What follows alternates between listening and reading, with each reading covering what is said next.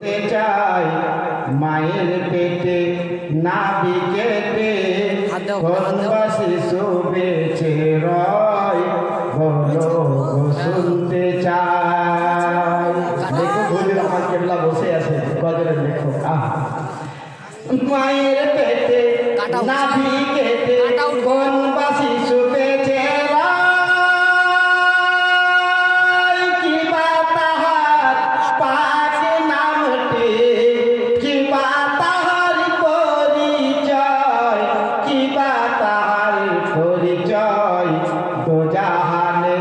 বাদশাহ হয়ে কে এলো রে দুনিয়ায় বলো শুনতে চাই। 10 মাস ধরে ওয়ানাহারে খেবা মায়ের গর্ভে রয় বলো শুনতে চাই। 10 মাস ধরে ওয়ানাহারে খেবা মায়ের গর্ভে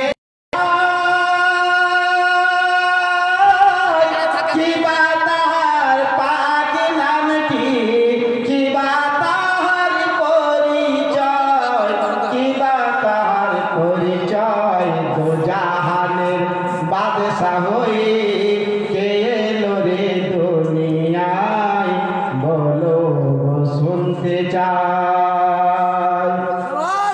আদম নবীর আত্মা যেদিন খোদাকে কেঁদে জানায় বলো শুনতে চাই। আদম নবীর আত্মা যেদিন খোদাকে কেঁদে জ্বালায়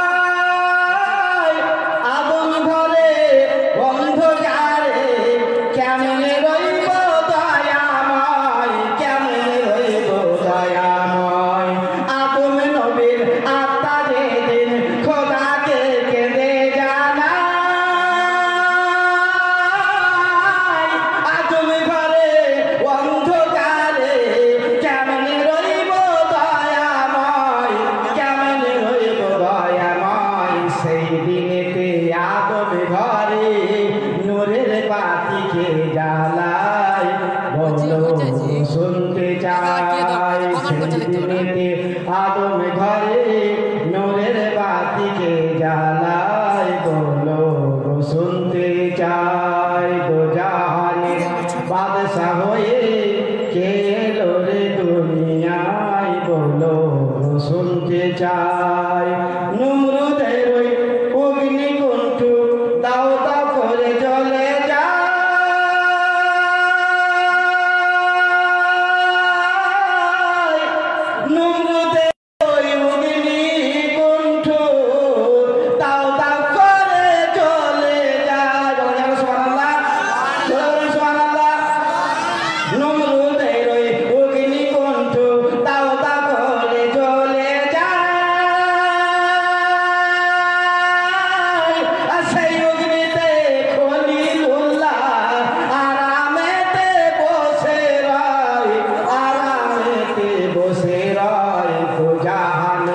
বাদশাহ হয়ে কে এলো রে দুনিয়ায় বলো শুনতে চাই। কি বা তাহার পাক নামটি কি বা তাহার পরিচয় বলো শুনতে চাই। হাকিকাতে তিনি পিতা আদম তিনার পুত্র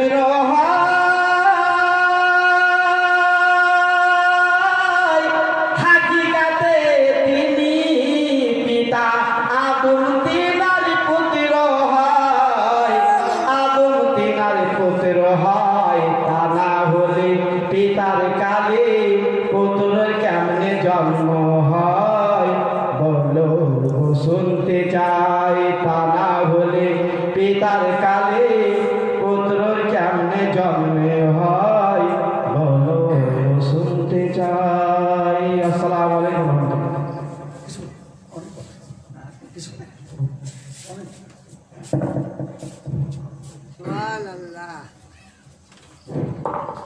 तुमको प्रैक्टिस करना चाहिए। भजन पढ़ो भूल पढ़ो सुनो तो है ना, आगे प्रैक्टिस करते हैं।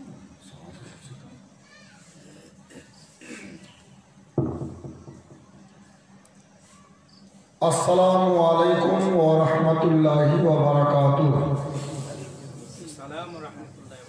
আলহামদুলিল্লাহ আলহামদুলিল্লাহি রাব্বিল আলামিন ওয়াসসালাতু ওয়াসসালামু আলা সুলতানিল আমবিয়াই ওয়াল মুরসালিন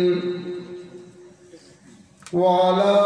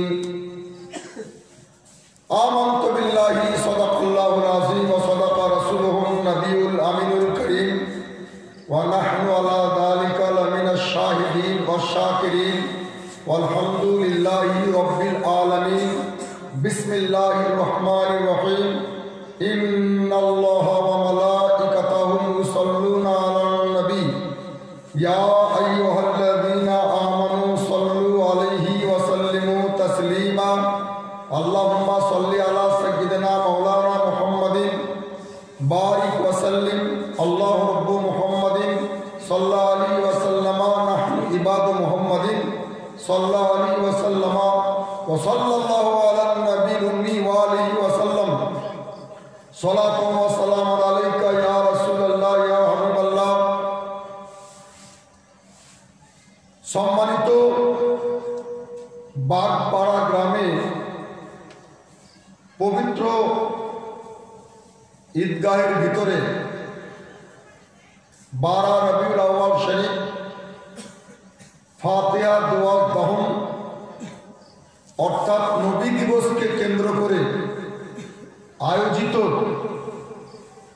এই ধর্মীয় সভার সভাপতি মহাশয়, সম্মানিত আমন্ত্রিত হযরত ওলামায়ে আহলে সুন্নাত ও জামাত, অত্র এলাকার বিভিন্ন প্রান্ত থেকে আগত সমাবেত ইসলাম দরদি মুসলিম হিতাকাঙ্ক্ষী রাসূল প্রেমিক কোরআন পাগল হুসাইন ভক্ত পীরপন্থী দিনদার ইমানদার প্রিয় শ্রোতা মণ্ডলী, পর্দার আড়ালের মা ও ভগ্নীগণ, সর্বপ্রথম প্রশংসা আল্লাহ রাব্বুল আলামিন জাল্লা শানুহু আম্মা নাওয়ালুর জন্য, যিনি একক ওয়াহদাহু লা শারীক।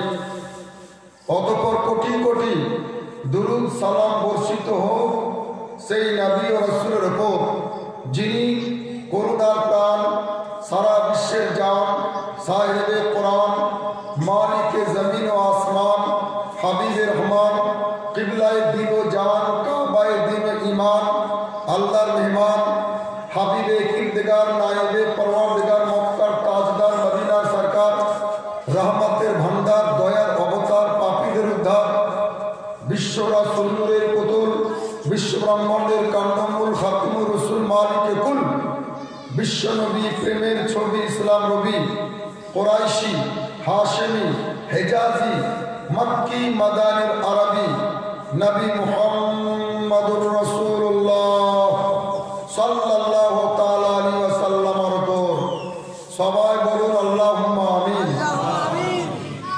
আরেকটু জোরে বলুন আল্লাহুম্মা আমিন। কোন জায়গাতে জোরে আমিন বলতে হয়, কোন জায়গাতে আস্তে আমিন বলতে হয়, এই মশলা জানা দরকার। বলে দেব? বলি? বলতেই হবে। যে জালসার শেষে দেখা যায় দোকান করে শুকনো বাতাসা ধরে দেওয়া, অথবা 1 পিস করে খেজুর ধরিয়ে দেওয়া হয়, সেখানে একটু আস্তে আমিন বললেও চলে। কিন্তু যেখানে স্পেশাল বাংলা বিরিয়ানির ব্যবস্থা করা হয়েছে, সেখানে এত আস্তে আমিন বলে মোহাব্বতের সহিত সবাই মিলে বলুন আল্লাহুম্মা আমিন। মাগরিবের পর থেকে এ পর্যন্ত একাধিক বক্তার অমূল্য ভাষণ আপনারা শুনেছেন। আমি অধম আপনাদের সম্মুখে এসে বক্তৃতা মঞ্চের চেয়ারে বসে আল্লাহর ফরমান, অটুট বিধান, পবিত্র কোরআন থেকে একটি আয়াতে কারিমা পাঠ করেছি। তার বাংলা সরল সহজ সাবলীল তর্জমা সহ সংক্ষিপ্ত ব্যাখ্যা বিশ্লেষণ দিয়েই আমার বক্তব্যের ইতি এবং সভার সমাপ্তি ঘটবে ইনশাআল্লাহ। আশা রাখবো কোরআন, সুন্নাহ, ইজমা, কিয়াস মাখা কথাগুলি মনোযোগ সহকারে শুনবেন, বুঝবেন, আমল করবেন, জীবনকে ধন্য করবেন। কমপক্ষে 6 মাস পূর্বে বাগপাড়ার মানুষ এ অধমকে দাওয়াত দিয়েছে এই ডেটটা ধরার জন্য। আলহামদুলিল্লাহ, আল্লাহ আল্লাহ করে চিন্তা করছিলাম যে যদি বুলবুল চলে আসে তাহলে তো সবই যাবে। একদিকে বুলবুল আর অন্যদিকে মিলাদে রসুল। মিলাদে রসুল বুলবুলকে হারিয়ে দিয়েছে। শুনলাম কালকে নাকি রাতে বুলবুল পশ্চিমবঙ্গমুখী না হয়ে বাংলাদেশমুখী হয়ে গেছে। আমার রসুলের একটা বিরাট মুজিজা। যাই হোক, এখন নবী দিবসে যদি এইরকম শ্রোতার হাল হয়, অন্যান্য মিলাদের হাল কি হবে রে ভাই? শুনেন, আপনারা অনেকে এসেছেন, শিক্ষিত লোক, আপনারা জ্ঞানী গুণী লোক। আল্লাহর রহমতে আমি 4 বার বাংলাদেশ সফর করলাম। আমার নিজের দেশটা আমার কাছে বড়। একটা দিক শুধু বলছি যে আমাদের দেশে শুধু বক্তারাই সেজে পুজো আসে মঞ্চে, ওই দেশে দেখলাম সমস্ত শ্রোতা বিয়ে করার দিনের মতো সেজে আসে। বিশাল ব্যাপার, দেখতেই চমৎকার। যাই হোক, আল্লাহ পাক আমাদেরকেও সেজে পুজে নবীর মাহফিল আসার তৌফিক দান করুন। আমরা বলি আমিন। যে যাই বলুন আর যে যাই করুন, এই কথা মহাসত্য। পৃথিবীর বুকে ধর্মের নামে যত দল আছে, সমস্ত দলের মধ্যে জান্নাতি দল, বেহেশতি দল, মুক্তিপ্রাপ্ত দল হচ্ছে একটাই, আর সেটাই হচ্ছে আহলে সুন্নাত ওয়াল জামাত, বেহেশতি দল। এটাই মুক্তিপ্রাপ্ত দল, যার অপর নাম হচ্ছে মাসলাকে আলা হযরত। মাসলাকে আলা হযরত নতুন কোন মাযহাবের নাম নয়। যেটা মাসলাকে আলা হযরত সেটাই আহলে সুন্নাত ওয়াল জামাত, যেটা আহলে সুন্নাত ওয়াল জামাত সেটাই মাসলাকে আলা হযরত। কোনো তফাৎ নেই। আপনারা সুন্নি জান্নাতি মুসলমান। আলহামদুলিল্লাহ বলেন। আমার বয়স প্রায় 50 বছর। 30 বছর ধরে বক্তৃতা মঞ্চে কথা বলাটাই আমার জীবনের প্রধান কাজ, প্রথম কাজ। 30 বছর ধরে 30 পারা পড়া এবং এ পর্যন্ত মুদ্রিত কম বেশি 300 খানা হাদিসের কিতাব আমি গবেষণা করছি। তার ফসল শোনালাম। তবে আহলে সুন্নাত ওয়াল জামাত জান্নাতি দল, কিন্তু দলটা তো সুখে না। কিসের দুঃখে আছে? 32টি দাঁতের মাঝে যেমন একটি জিহ্বা বসবাস করছে, চতুর্দিকে 72টি বাতিল এবং বিদাতি ফিরকার মাঝে এক আহলে সুন্নাত ওয়াল জামাত বসবাস করছে। ঘুমাতে হবে না, সজাগ থাকতে হবে, সচেতন থাকতে হবে। যাই হোক,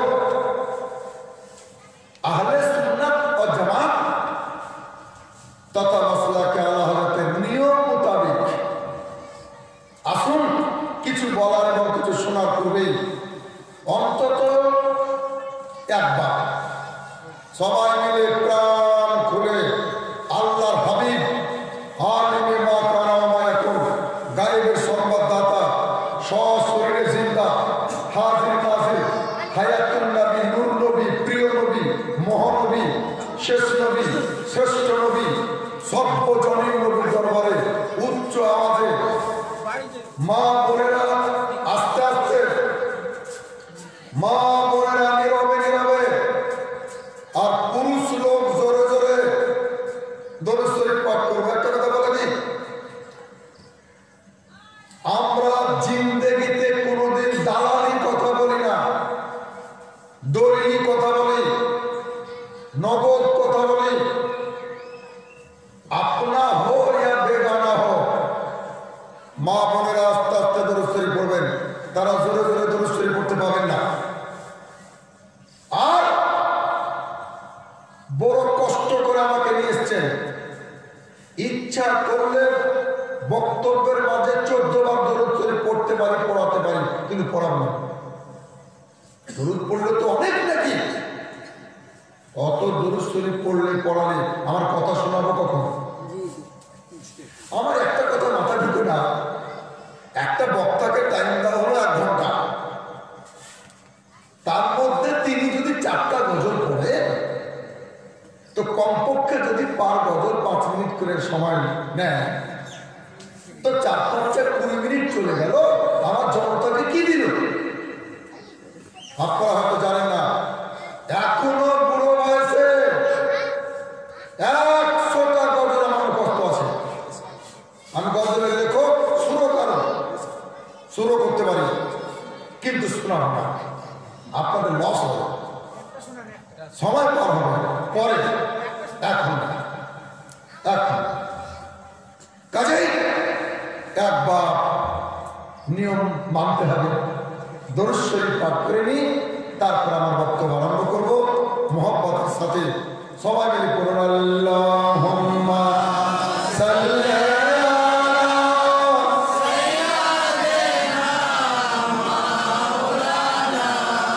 মুহাম্মাদ ওয়া আলা আলি সাইয়্যিদিনা মাওলানা মুহাম্মদ সাল্লি আলা মুহাম্মাদিন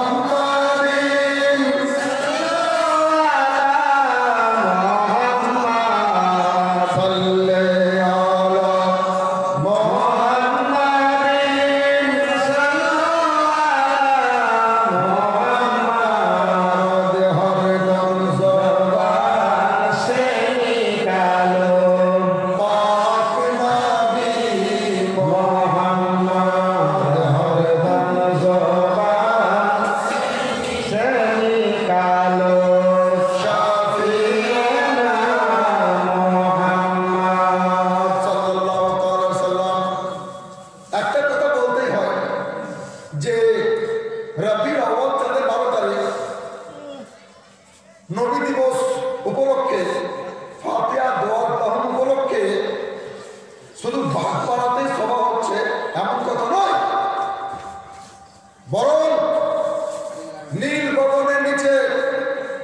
জমিনের বুকে বিশ্বের মানচিত্রে যত মুসলমান আছে প্রত্যেকটা জায়গায় নবী দিবস পালিত হচ্ছে।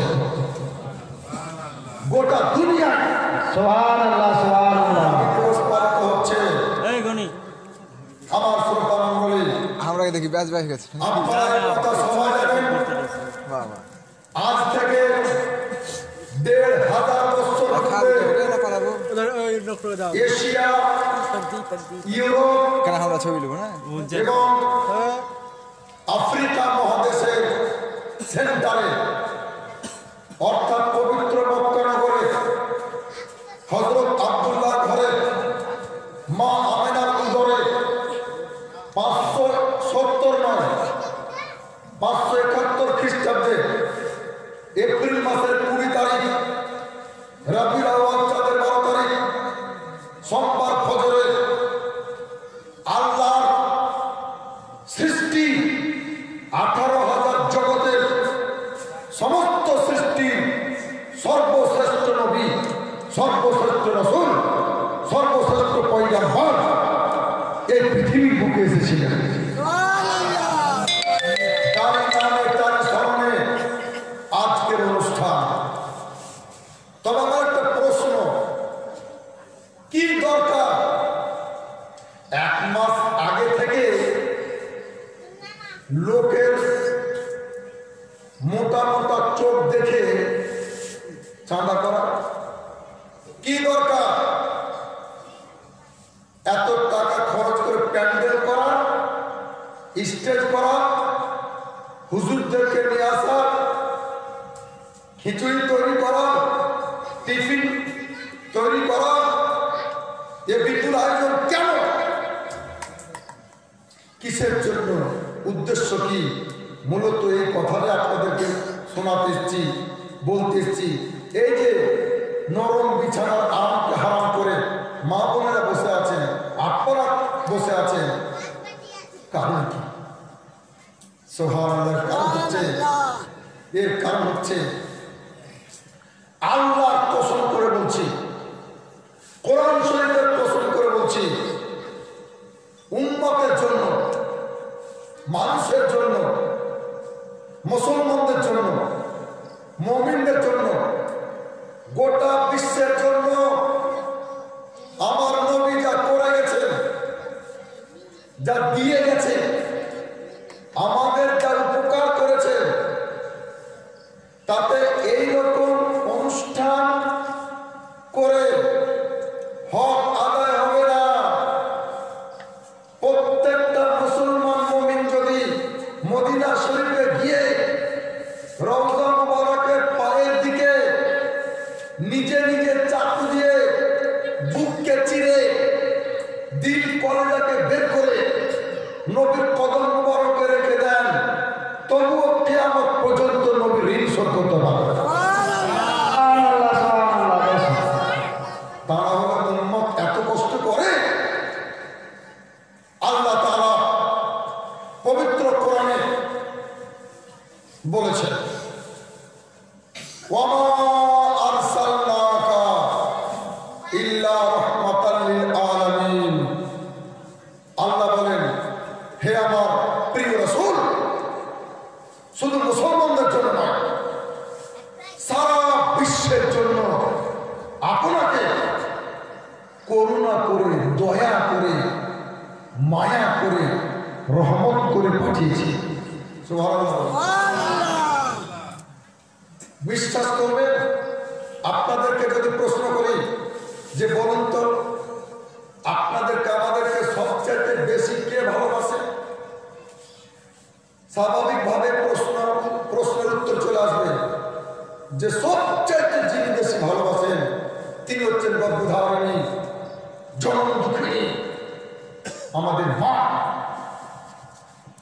কিতাবে লিখছে, মা সন্তানকে যত মহব্বত করে, আটলান্টিক মহাসাগরের, প্রশান্ত মহাসাগরের তল আছে, কোন কিনারা আছে, কিন্তু মা সন্তানকে যত মহব্বত করে এর কোনো কুল কিনারা নেই। এরপর আর কি বলার আছে? জন্মদাতা, মাথার ছাতা পিতা কত যে মহব্বত করে আল্লাহ বাবা, সারাদিন চুমা খেয়েও তার জি ভরে না। চোখের কৃষ্টি, লাখের কোটা কিছু মানে না, চুমা দিয়ে দেয়। কত যে আব্বা বলেছে, ছোটতে বাপ ছেলেকে যত আব্বা আব্বু বলেছে, আমার মনে হয় বড় হওয়ার পর অতবার ছেলে বাপকে আব্বু বলে। আমি তো নিচেই দিচ্ছি গো, বিরাট ব্যাপার। আরো ভালোবাসা আপনার গিন্নি, এখন তো গিন্নি না, ওটাই সিন্নি। হ্যাঁ গো, ওটা আসল সিন্নি। মহব্বত করে স্বামীকে, স্বামী স্ত্রীকে মহব্বত করে। বিশ্বাস করো, গোটা পৃথিবীর স্বামী স্ত্রীর মহব্বত, মায়ের মহব্বত, বাপের মহব্বত যদি একদিকে করা হয়, আমার নবী উম্মতকে যত মহব্বত করেছেন, ভালোবেসেছেন, তার এক কোণা হবে না। সুবহানাল্লাহ। এটা দাবি তো করলে হবে না, শুধু দাবি করলে কি হবে? দলিল তো দিতে হবে। সুবহানাল্লাহ। এত কষ্ট করছেন কেন?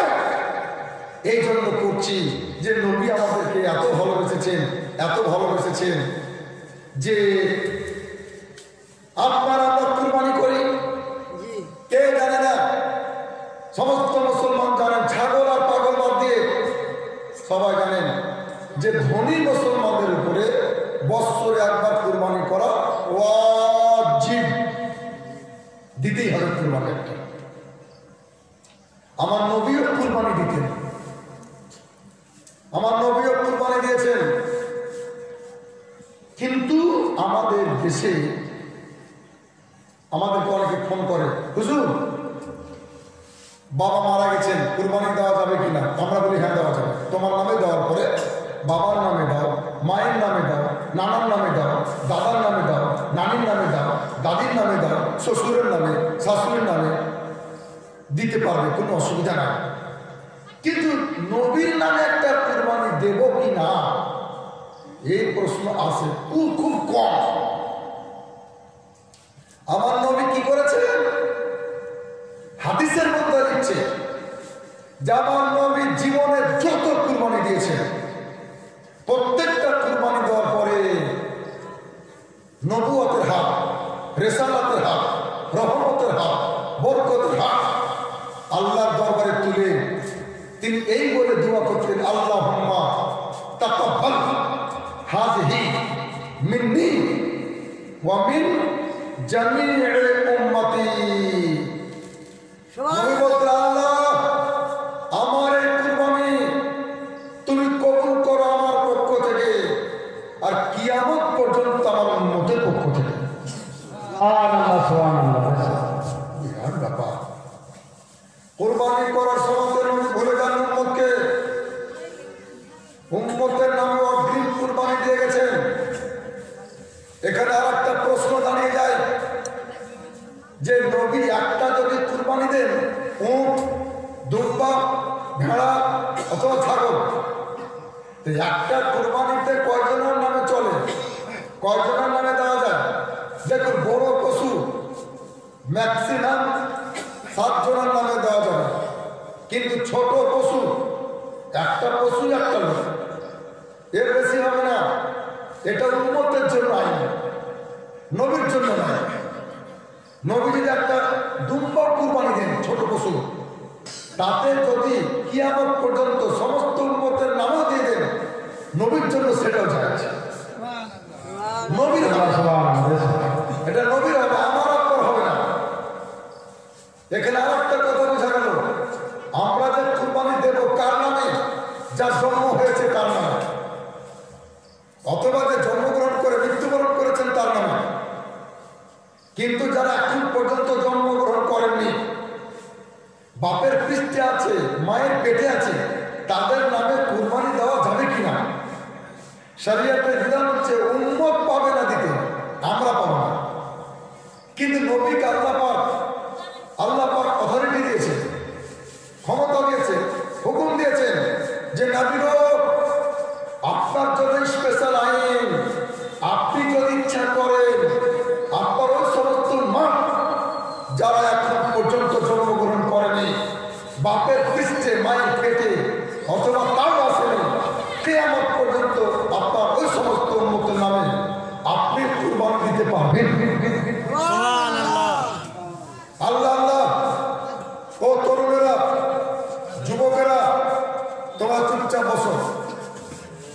মুসলমান, নবী আমাদের কত দরদি ছিলেন, উম্মত দরদি নবী, উম্মতের পক্ষে নবী ছিলেন।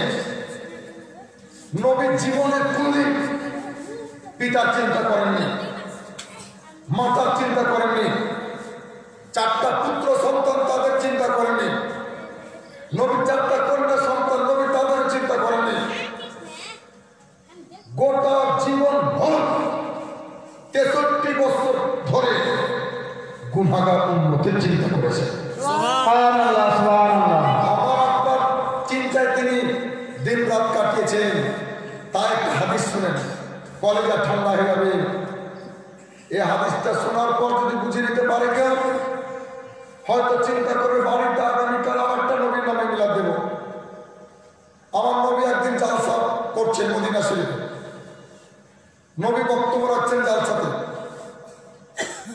বক্তা হচ্ছেন নবী, শ্রোতা হচ্ছেন সাহাবী। নবী বলেছেন 1,25,000 আমাদের সাহাবী কিয়ামতের দিন প্রত্যেকে বিনা হিসাবে জান্নাতে যাবে। সুবহানাল্লাহ। সাহাবীদের কোনো হিসাব লাগবে না। নবী বলছেন মাম্মাসা জিলদি ফান্নারু আলাইহি হারামুন, যে মুসলমান আমার শরীরকে একবার ছুঁয়ে নিয়েছে, টাচ করে নিয়েছে, আল্লাহ তৈরি করা দোজখ তার উপরে হারাম দিয়েছে। সুবহানাল্লাহ। একবার মুসাফা করে নিয়েছে, ছুঁয়ে নিয়েছে, তার উপর আল্লাহর দোজখ, জাহান্নাম তার উপরে হারাম, জান্নাত তার উপরে ওয়াজিব হয়ে যায়, ফরজ হয়ে যায়। ও মুসলমান, তার নবী যখন বক্তব্য রাখতেন, নবীকে দেখতে কেমন লাগতো? আল্লাহু আকবার। হাদিসের বর্ণনাকারীগণ লিখছে যে সাহাবায়ে কেরামের মাঝে নবী যখন বক্তব্য রাখতেন, লক্ষ লক্ষ তারকারাজির মাঝে পূর্ণিমার চাঁদকে যেমন দেখতে মনে হয়, তার থেকে লক্ষ গুণ বেশি সুন্দর নবীকে মনে হয়। নবী কত সুন্দর ছিলেন, নবী কত সুন্দর ছিলেন। আপনারা শিক্ষিত লোক বইয়ে পড়েছেন লাইলা মজনুর গল্প, এক অপরের প্রেমিক প্রেমিকা এক অপরকে ভালোবাসত, স্ত্রী ফারাদের গল্প। অথচ এগুলো নকল প্রেম, মাজাজি প্রেম। সাহাবায়ে কেরাম বলছেন যে নবী কত সুন্দর ছিলেন, কত সুন্দর ছিলেন। কে বলতে পারবে সবচেয়ে বেশি? যিনি গর্ভে ধারণ করেছিলেন হযরতে মা আমিনা রাদিয়াল্লাহু তাআলা আনহার কথা শুনেন। মা আমিনা বলছেন যে দুনিয়ার লোক নবী কত সুন্দর ছিলেন, আমার বেটা কত সুন্দর ছিলেন, এ কথা বলার মতো আমার কাছে ভাষা নাই। তিনি এইভাবে বলছেন, খরাজা মিন মিন নূর, আমার পেট থেকে একটা নূরের আবির্ভাব হলো। সুবহানাল্লাহ, সুবহানাল্লাহ। একটা নূর বেরিয়ে এলো। সুবহানাল্লাহ। সবচেয়ে আপনার রূপকে দেখে স্ত্রী, ওই তো বেশি ফলো করবে, কেমন লাগছে, তাই না? অন্যান্য লোক ফলো করবে কম। তো নবীর গৃহিণী, নবীর অর্ধাঙ্গিনী, বিশ্ব জননী, জান্নাতি রানী হযরতে মা আয়েশা সিদ্দিকা রাদিয়াল্লাহু তাআলা বলছে যে আমার হুজুর কত সুন্দর ছিল, দুনিয়ার লোক শোনো। মা আয়েশা কবি ছিলেন, আরবি ভাষাতে কবিতা রচনা করতেন তিনি। একটা কবিতায় তিনি লিখছে যে প্রত্যেকটা মানুষের, পৃথিবীর সমস্ত লোকের একটাই সূর্য। কটা সূর্য? একটাই। আপনারা বলেন একটাই। একটাই সূর্য। সকালবেলায় পূর্ব গগনে উদিত হয়, সন্ধ্যাবেলাতে পশ্চিম গগনে অস্ত যায়। মা আয়েশা চ্যালেঞ্জ করছে যে আমার দুটো সূর্য, একটা সূর্য তোমাদের মতোই আকাশের পূর্ব গগনে উদিত হয়, পশ্চিম গগনে অস্ত যায়, আর দ্বিতীয় সূর্য, সূর্যের সূর্য, চন্দ্রের চন্দ্র, আমার মুস্তাফা আমার রুমে ফজরের আযান শুনে উদয় হন, তিনি বেরিয়ে যান, আর এশার নামাজ পড়ে আমার রুমে প্রবেশ করেন। মা আয়েশা নবীর সৌন্দর্য বয়ন করতেই পারছেন না, বলছেন তিনি সূর্য। আরে নবীকে যারা সচক্ষে দেখেছেন তাদেরকে ধরা হয়েছিল, জিজ্ঞাসা করা হয়েছিল, আপনারা বলুন তো নবীকে কেমন দেখেছেন? লোক গল্প করতো যে মুফতি আলিমুদ্দিন দেখতে সুন্দর কত রে। আমার বয়স যখন 30-35, তখন সাদা জুব্বা, কালো পাগড়ি, আয়রন করা আর উজালা দেওয়া, বলতো বিরাট ব্যাপার রে, তো উম্মতের কথা একটা। সুবহানাল্লাহ। তো নবীকে যারা দেখেছেন তারা বলছেন যে কান্না শামস তাজরি ফি ওয়াজহিন নবী সাল্লাল্লাহু তাআলা আলাইহি ওয়াসাল্লাম। আমাদের মনে হতো যে আকাশের সূর্য নবীর চেহারা মুবারকে উঠছে, নবীর চেহারা মুবারকে ডুবছে। সুবহানাল্লাহ। নবী এত সুন্দর ছিলেন। আল্লাহু আকবার। আর ইলমে মারিফাত বলছে, শুনেন একটা ভিতরকার কথা, অবশ্যই এটা খানকা শরীফের কথা, জালসার কথা নয়, তবু শুনে দিচ্ছি যে নবীর প্রকৃত সৌন্দর্য কেউ বলতে পারবে না। কেন বলতে পারবে না? নবীর সৌন্দর্য দেখেছে চোখ। কে দেখেছে বলে? কথা বলেন একটু। চোখেই না দেখে তো আল্লাহ তাআলা চোখকে বলার ক্ষমতা দেয় না, দিয়েছে? চোখ কথা বলতে পারে? যে চোখ দেখেছে আল্লাহ তাকে বলার ক্ষমতা দেয় না। আর মুখ বলে, মুখকে আল্লাহ দেখার ক্ষমতা দেয় না। অতএব যা যে বলছে সে নিজে দেখেনি, আর যে নিজে দেখেছে সে বলতে পারে না। সুবহানাল্লাহ, সুবহানাল্লাহ। এই জন্য নবী কেমন ছিলেন, কি ছিলেন, কে ছিলেন পূর্ণভাবে জানেন একমাত্র আল্লাহ। আর আল্লাহকে, আল্লাহ কি কেমন পূর্ণভাবে জানেন আমার রাসূলুল্লাহ সাল্লাল্লাহু তাআলা আলাইহি ওয়াসাল্লাম। তাই নবী বক্তব্য রাখছেন। বক্তব্য রাখতে রাখতে বলছেন, আমার উম্মতেরা, মা বোন তোমরা শোনো। তোমরা দূরে একটু হয়ে গেছো ভালো, কিন্তু কথা শোনো। নবী বলছেন তোমরা যেমন সাপকে ভয় করো, বাঘকে, সিংহকে ভয় করো, বিদ্যুৎকে ভয় করো, আগুনকে ভয় করো, তার চাইতে বেশি তোমরা ভয় করবে ঋণকে। ঋণকে আল্লাহ রাসূল বলছেন কেউ যদি ক্ষমতা থাকা সত্ত্বেও ঋণ পরিশোধ না করে, তার বাহানা করে কাটিয়ে দেয়, না দেয়, তাকে কিয়ামতের দিন ঋণ পরিশোধ করতে হবে। সাহাবায়ে কেরাম বলেন, হুজুর সেদিন তো টাকা থাকবে না, ধান, চাল, গম, জমি কিছু থাকবে না। হুজুর বলছেন যে ব্যবস্থা আছে আল্লাহর কাছে। ঋণের আমলনামাতে যদি নেকি থাকে, সেটা ঋণ দাতা আমলনামাতে ট্রান্সফার করে দেওয়া হবে, পাঠিয়ে দেওয়া হবে। আর যদি নেকি না থাকে, শুধু পাপ থাকে, তো ঋণ দাতার আমলনামাতে যদি পাপ থাকে, ওই পাপগুলি আরো বেশি করে ঋণী আমলনামাতে ট্রান্সফার করে দেওয়া হবে। সুবহানাল্লাহ। নাউজুবিল্লাহ বলেন, সব জায়গায় সুবহানাল্লাহ বলেন, নাউজুবিল্লাহ। নাউজুবিল্লাহ। হ্যাঁ, খুব সাবধান, খুব সতর্ক। দয়াল নবী বলছেন, উম্মতেরা শোনো, সত্যি যদি কোন গরিব উম্মত, আমার অভাবী উম্মত ঋণ করে আর ঋণ পরিশোধ করতে না পারে, মারা যায়, আমি ওয়াদা করলাম কিয়ামতের দিন ওই ঋণীর, ওই গরিব ঋণীর ঋণ আমি রাসূলুল্লাহ পরিশোধ করে দেব। সুবহানাল্লাহ। হ্যাঁ, বিশ্ববাসী নবী দিবস পালন করবে না তো কি করবে? এই কাজ করতে তো যাদেরকে নিজের বলি তারাও রাজি না। অনেক জানাজাতে গিয়েছি, এমনও বেটা আছে কপাল পোড়া, হতভাগা, বাপের ঋণ বেটা শোধ করতে রাজি না, স্বামীর ঋণ স্ত্রী পরিশোধ করতে রাজি নয়, স্ত্রীর ঋণ মিস্ত্রি পরিশোধ করতে রাজি হচ্ছে না।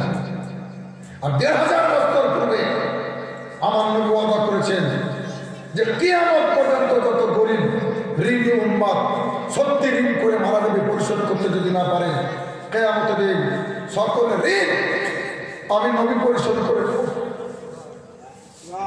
ও মুসলমান,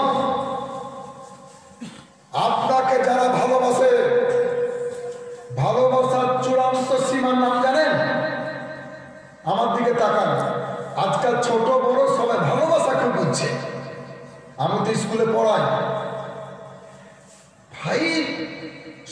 6-এর 7-এর ছেলে মেয়ের মধ্যে ভালোবাসার নমুনা দিচ্ছি, এক অপরের টান। এটা নকল ভালোবাসা, একে মাজাজি ভালোবাসা বলে। আর নবীর ভালোবাসা হচ্ছে আসলি অরিজিনাল ভালোবাসার দু একটা স্তর বলে দিই। প্রথম হবে দর্শন, দেখা, তারপরে করমর্দন, মুসাফা, এক ধাপ করে এগোচ্ছে। তারপরে হচ্ছে দর্শন হলো, করমর্দন হলো, স্পর্শ, এরপরে হচ্ছে ক্রন্দন, দেখতে না পেলে কাঁদবে। যার মহব্বত করে সে কাঁদবে না, কিন্তু কাঁদারও একটা সময় থাকে। সবসময় কি কাঁদে? ও মুসলমান, বাগপাড়া মুসলমান, এত টাকা খরচ করে নবীকে স্মরণ করছেন কেন? আপনাকে কোথায় কোথায় নবী স্মরণ করেছেন জানেন? কবি লিখেছেন যে জন্মদিনে মায়ের কোলে উম্মতি বলে কেঁদেছিলে। আর জন্মদিনে মায়ের কোলে উম্মতি বলে কেঁদেছিলে। কাঁদছে এখন গরু মাঝারে, কাঁদবেন হাসরের দিনে সারা জাহানে। সুবহানাল্লাহ, সুবহানাল্লাহ। আমি দেখতে পাই না নয়নে তোমার মতো দয়ার রাসূল সারা ভুবনে। বিরাট ব্যাপার, যখন মানুষের বুদ্ধি হয় না আমাদের, সেই প্রসবকালে নবী আমার উম্মতের জন্য কাঁদেন। কি দোয়া বলে কেঁদেছিলেন? নবী দুহাত তুলে বলছেন আল্লাহর দরবারে, রব্বি হাবলি উম্মতি, হে আল্লাহ তুমি আমার উম্মতকে মাফ করে দাও। সুবহানাল্লাহ। সুবহানাল্লাহ। নবী দোয়া করছেন। এর একটা অর্থ হয়, হে আল্লাহ তুমি আমার উম্মতকে আমাকে দিয়ে দাও, আমাকে সঁপে দাও। এই জন্য সারা বিশ্ব কিয়ামত পর্যন্ত নবীকে ভুলতে পারে না, মাকে ভুলতে পারে, বাপকেও প্রয়োজনে ভুলতে পারে, স্ত্রীকে প্রয়োজনে ভুলতে পারে, সবকে ভুলতে পারে, কিন্তু যে মুমিন মুসলমান কসম আল্লাহ নবীকে কোনদিন ভুলতে পারে না। সুবহানাল্লাহ। নবীকে কোনদিন ভুলতে পারে না। একটা হাদিস শুনেন, আল্লাহ তাআলা এই গুনাহগারকে অধমকে 2 বার হজে নিয়ে গেছেন। আমি 2 বার গিয়েছি, মক্কা শরীফ, মদিনা শরীফ। আমার জীবনের প্রথম হজ হয়েছে 2003 সালে, দ্বিতীয় হজ হয়েছে 2007 সালে। তো হজে গিয়ে কুরবানি দিতে হয়। আমার মতো ব্যক্তি কটা করে কুরবানি দিয়েছি? প্রথম হজে দিয়েছি 2টা দুম্বা, আর দ্বিতীয় হজে দিয়েছি 2টো খাসি। এই তো বুঝি। কিন্তু আমার আপনার নবী বিদায় হজে 100টা উট কুরবানি দেওয়ার ব্যবস্থা নিয়েছে। সুবহানাল্লাহ। কয়টা উট? 100 আমাদের দেশে কিছু আনারি মৌলবি আছে, 3 পাতা পড়া মৌলবি, এরা প্রচার করেছে যে আমার নবীর মতো গরিব আর কেউ ছিল না। এই কথা ভুল। যে মৌলবি বলেছে কিয়ামত পর্যন্ত তাকে ক্ষমা করা হবে না, আমাদের মতো লোকের পাল্লায় যেদিন পড়বে সেদিন বুঝতে পারবে কত ধানে কত চাল হয়। আমিও আগে জানতাম না যে কত ধানে কত চাল হয়, পরে বুঝতে পারলাম যে 1 মণ ধানে 24-25 কেজি চাল হয়। হ্যাঁ বাপ, আমি পরে জেনেছি। তো আমার নবী 100টা কুরবানি দেওয়ার ব্যবস্থা করলেন বিদায় হজে। আচ্ছা মিয়া, 100টা উটের বর্তমান যদি দাম ধরা যায়, পার উট 50,000 টাকা। 100টা উটের দাম কত হয়? 50 লাখ। 50 লাখ আমার নবী কুরবানি দিচ্ছে। যদি আপনারা কোনদিন উট কুরবানি দেন তো একটা মশলা শুনে রাখেন, মুফতি সাহেব প্রত্যেক বছর আসবে না হয়তো। উট কুরবানি দেওয়ার নিয়ম আলাদা। গরু, মহিষ, ছাগল, ভেড়া, দুম্বা এদেরকে জবাই করতে হয়। জবাই করা মানে হুলকুমের 4টা রড অথবা মিনিমাম 3টা রড পাখিলা তালু আড়াআড়ি ভাবে কেটে দেওয়াকে জবাই করা বলে। আর উটকে করতে হয় নাহার।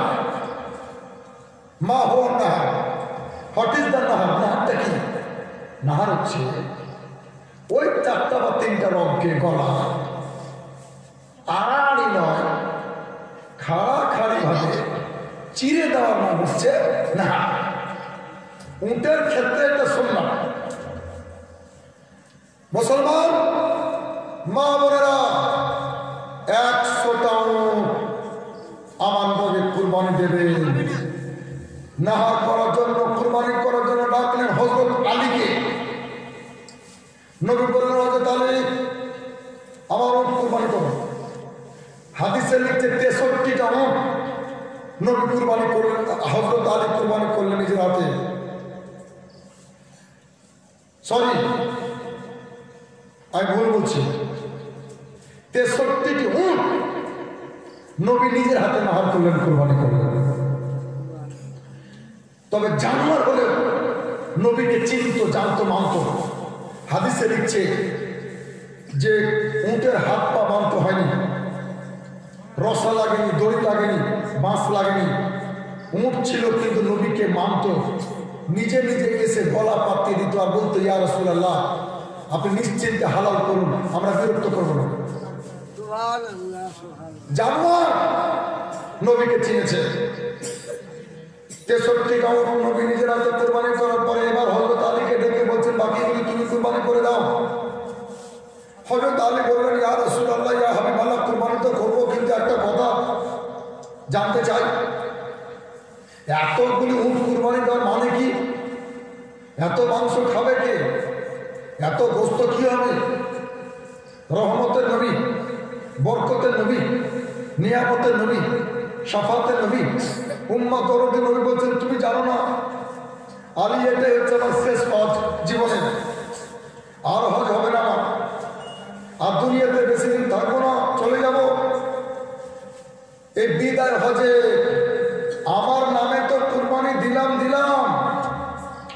কিয়ামত পর্যন্ত আমার অনেক অভাবী গরিব উম্মত পয়দা হবে। অভাবের কারণে একটা পশু তো দূরের কথা, একটা পাতিও তারা দিতে পারবে না, এমন উম্মত থাকবে। মিনার মাঠ সাক্ষী থাকো, হযরত আলী তুমি সাক্ষী থাকো, ওই সমস্ত গরিব উম্মতের নামে তাদের পক্ষ থেকে আজ মিনার মাঠে বিদায় হজে আমি নবী কুরবানি দিয়ে দিলাম। সুবহানাল্লাহ, সুবহানাল্লাহ।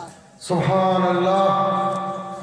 হায় আমার দয়ার নবী, আপনার আমার নামে তিনি কোরবানিতে শামিল করেছেন, আপনাকে আমাকে, সেই নবীকে আমরা স্মরণ করছি আজকে নবী দিবসে।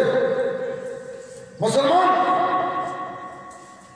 নবী দান করতেন, দান কিভাবে দান করতেন? সহিহ হাদিসে লেখা আছে 63 বছরের জীবনে নবী কোনদিন কোন ভিক্ষুককে নো বলেন, সুবহানাল্লাহ, সুবহানাল্লাহ। সুবহানাল্লাহ, সুবহানাল্লাহ। না বলেন, নাই বলেন। হাদিসে লিখছে নবীর বাড়িতে যদি কিছু না থাকতো তো ভিক্ষুককে নবী বলতেন যে এক কাজ করো বাবা, অমুক দোকানে চলে যাও, আমার নাম করে দোকান থেকে ধার নিয়ে চলে যাও, পরে আমি পরিশোধ করে দেব, সুবহানাল্লাহ। পরে আমি পরিশোধ করে দেব। এই জন্য আলা হযরত আজিমুল বরকত মুজাদ্দিদে দ্বীন ও মিল্লাত, ইমাম ইশক ও মোহাম্মত, ১৫০০ কিতাবের লেখক, জগৎ বিখ্যাত সাধক, ইসলামী গবেষক, মায়ের পেটের অলি, গৌসে জামানা, কুতুবে জামানা, আরিফ বিল্লাহ, ফানা বিল্লাহ, বাকা বিল্লাহ, ইমাম আহমদ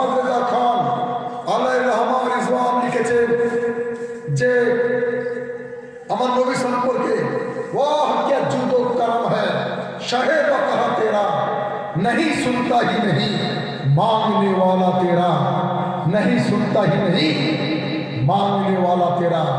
নবীর দ্বারের ভিক্ষুক কোনদিন না শব্দ শুনেনি। সুবহানাল্লাহ সুবহানাল্লাহ সুবহানাল্লাহ। আর একটা কথা বলে দিই, মাইক না ঘুমাবে না। হ্যাঁ, আর একটা নতুন কথা বলে দিই, বাগপাড়া, সন্তোষপুর, পাঁচনপাড়া, ধলো, মির্জাপুর, নওদা, খোঁজারপাড়া, আমার বাচ্চা রানীনগর, সে যাবে না। আমি স্থানীয় লোক, আমার ভাষা বুঝতে অসুবিধা না করে। আমাদের দেশে যখন বাড়ি ভিক্ষুক আসে, মালিক যখন ভিক্ষা দেয়, তো সত্য কথা বলবেন, কে কার জন্য দোয়া করে? মালিক ভিক্ষুকের জন্য দোয়া করে না ভিক্ষুক মালিকের জন্য দোয়া করে? বাহ, সঠিক অ্যান্সার দিয়েছো বাবা, আল্লাহ তোমাকে মানছে না তো। কিন্তু নবীর ব্যাপারটা ছিল আলাদা। হাদিসে লিখছে যে ভিক্ষুককে নবী ভিক্ষা দেওয়ার পর আল্লাহর দরবারে হাত তুলে নবী ভিক্ষুকের জন্য দোয়া করে যে আল্লাহ তোমার মঙ্গল করুক, আল্লাহ তোমার ভালো করুক, তুমি ভালো থেকো, সুখী হও, বেঁচে থাকো, দীর্ঘায়ু হও। নবী ভিক্ষুকের জন্য দোয়া করতে। আমার মুসলমান ভাইরা, আপনারা জানেন না, আমি যখন ছোট্ট ছিলাম, মানে যখন দাঁতিনি, এখন তো আলহামদুলিল্লাহ আড্ডা, পূর্ণ আড্ডা। তখন যখন দাঁতিনি, তো দাদুদেরকে, নানাদেরকে, কাকাদেরকে একটা বই পড়তে শুনতাম, হাতেম তাই সুর করে। আগে বই পড়তো না, ওসব উঠে গেল। এখন রঙিন টিভি, চায়ের দোকানে দেখা শুরু হয়েছে, তাস খেলা শুরু হয়েছে, লুডু গেম মোবাইলে দেখা শুরু হয়েছে। ওই সমস্ত বইপত্র আর পড়ে না, আগে পড়তো। তা হাতের দায় সম্পর্কে প্রচার আছে যে পৃথিবীর সবচেয়ে বড় দামি দাতা কে? হাতের দায় ছিল। এই কথাটা যে বলেছে তাকে তওবা করতে হবে, ভুল কথা বলছে। হ্যাঁ, হাতের দায় দামি লোক ছিল। আমি তো হাতের দায় জীবনী পড়েছি, সাহিত্যিক ছিল, কবি ছিল, আর্মি কবি ছিল। আলহামদুলিল্লাহ আমি এমএ পাস করেছি, মানে পুরো আরবি সাহিত্য তাতে ছিল। আবার অ্যারাবিকে এমএ করেছি, তাতেও তার জীবনী পড়েছি। গভর্নমেন্ট আমাদেরকে বিএড করিয়েছে। কাজে হাতের তাই কত দামি লোক ছিল, একটা ছোট্ট তার কথা বলে দিই।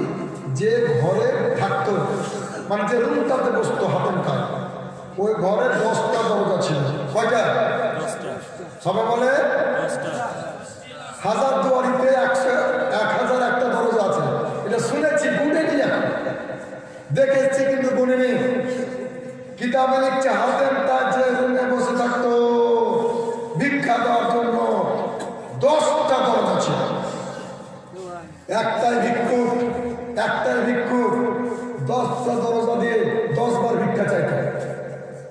তবু রাগ করতো না, ভুরু কুঞ্চিত করতো না, চোখ গরম করতো না, গাল দিত না, 10 বার তাকে ভিক্ষা দিত। আমার এক ছাত্র এই কথা শোনার পর বলছে সুবহানাল্লাহ। আমি বললাম চুপ করো, খানিক পরে সুবহানাল্লাহ। আমি বলেছি হাতিম তায়ের একটা দুর্বলতা প্রমাণ হচ্ছে। নিশ্চয় ভিক্ষুককে একটু একটু করে দিত, কম কম করে দিত। ভিক্ষুকের বস্তা ভরতো না, ওর ব্যাগ ভরতো না, ওর আশা পূর্ণ হতো না। তারা হলে একটা ভিক্ষুকের ব্যাগ কত বড় হয়? প্রথমবার কম কম করে দিত। এই জন্য একটা ভিক্ষুক 10 দরজা দিয়ে 10 বার তার কাছে চাইত। শোনেন, কোন নবীর আমার উম্মা, কোন দাতা, কোন মুস্তাফার আমার উম্মা। হাদিসে লিখছে আমার নবীর দরবারে একবার যে ভিক্ষা চেয়েছে, মরণ পর্যন্ত আর দ্বিতীয়বার কারো কাছে ভিক্ষা করতে হবে না, আর হাত পাততে হয়নি। গোটা জীবন আর কারো তার হাত পাততে হয়নি। এই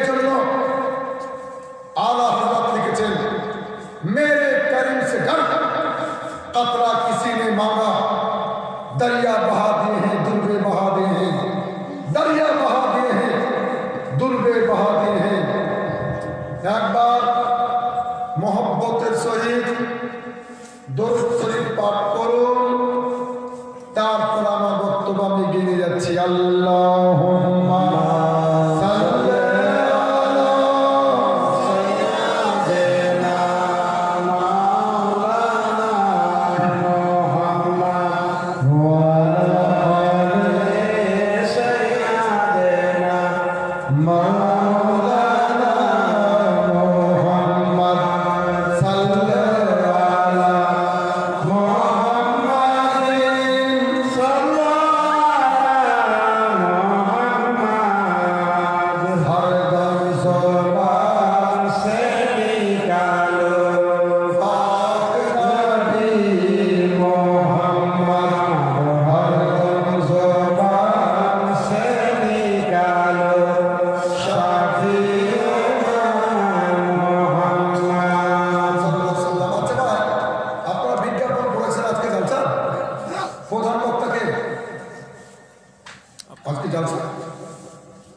প্রধান বক্তা জানেন না?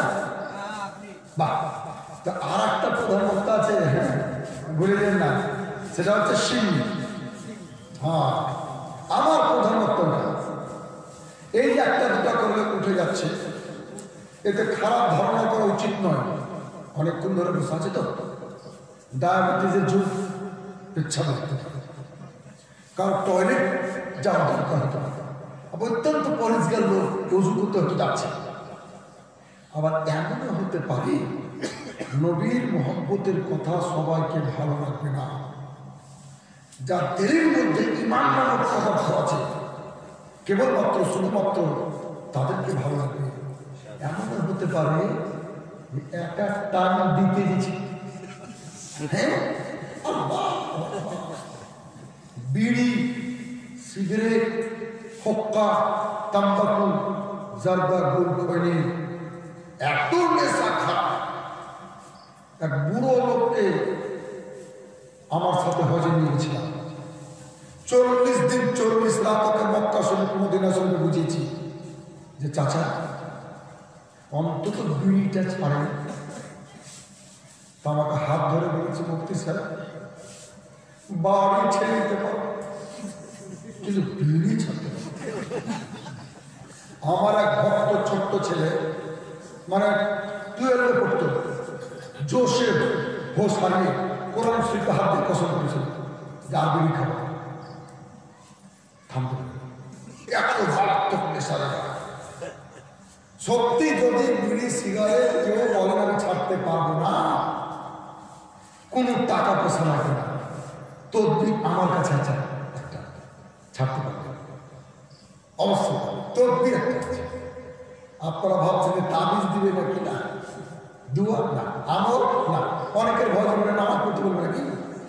না, নামাজকে মানুষ যা ভয় করছে এখন বর্তমানে, সাপ, বিচ্ছু, বিদ্যুৎ, আগুন, বড় দারোগা, মেজো দারোগা, সেজো দারোগা, কেউ অত ভয় করবে। ওরে বাপরে বাপরে, লোক বাপরে মুসলমান থাকে হলে নামাজ পড়তে যেত না। অনেকেরই টেন্ডেন্সি, অনেকেরই ধর্ম। তো বিড়ি ছাড়ার সহজ পদ্ধতি হচ্ছে, বলে দেব যদি কাজে লেগে যায়। প্রথম দিন আপনাকে হিসাব করতে হবে পার ডে কয়টা লাগে। প্রথম কাজ হিসাব, একদিনের আপনারা দুদিনে করেন, 20টা লাগে না 25টা লাগে সিগারেট বা বিড়ি, লিখে 20টা লাগে। হ্যাঁ, 20টা সাথে যত পারেন টান মেরে 20টা খান। দ্বিতীয় দিন 19টা খান। কয়টা? 19টা। একটা তো কম করতে পারবেন না, ব্যাপারে। তারপরে দিন 18, তারপরে 17, একবার ব্রেক করা যাবে না, মরে যাবে। তারপরে 16, তারপরে 15, 14, 13, 12, 20 দিন লাগবে না। ইনশাআল্লাহ গুরুর কথা যদি শুনে আমল করে, বিড়ির বাপ পর্যন্ত বাপ করে ফেলা। একটাতে যখন আসবে তখন একটা করে 2 দিন খান না, কি আছে তো এক এক টান দিতে যাচ্ছে। আর জোর করে কোন বক্তাকে বলা উচিত নয় যে উঠবেন না, বসে।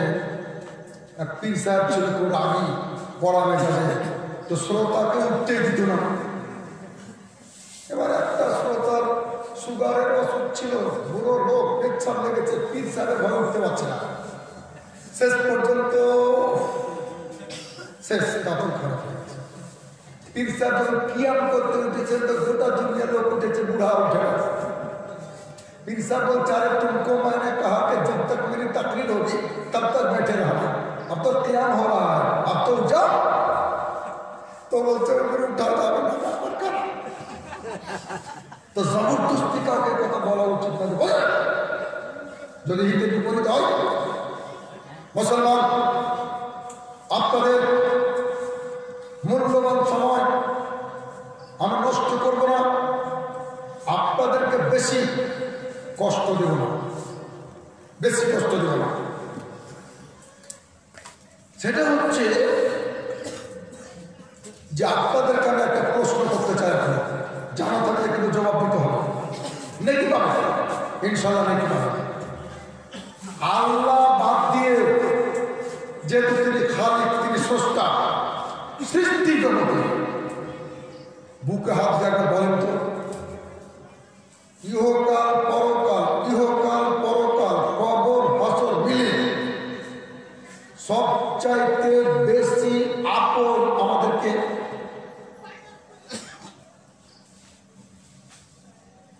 জানা না? নবী সাহেব। বাহ, আলহামদুলিল্লাহ। এক দেরিতে উত্তর দিতে শয়তান যে খুশি হবে, আর যত তাড়াতাড়ি উত্তর দিবেন কে খুশি হবে? আল্লাহ। হঠাৎ সবচাইতে আপন হচ্ছেন আমাদের নবী।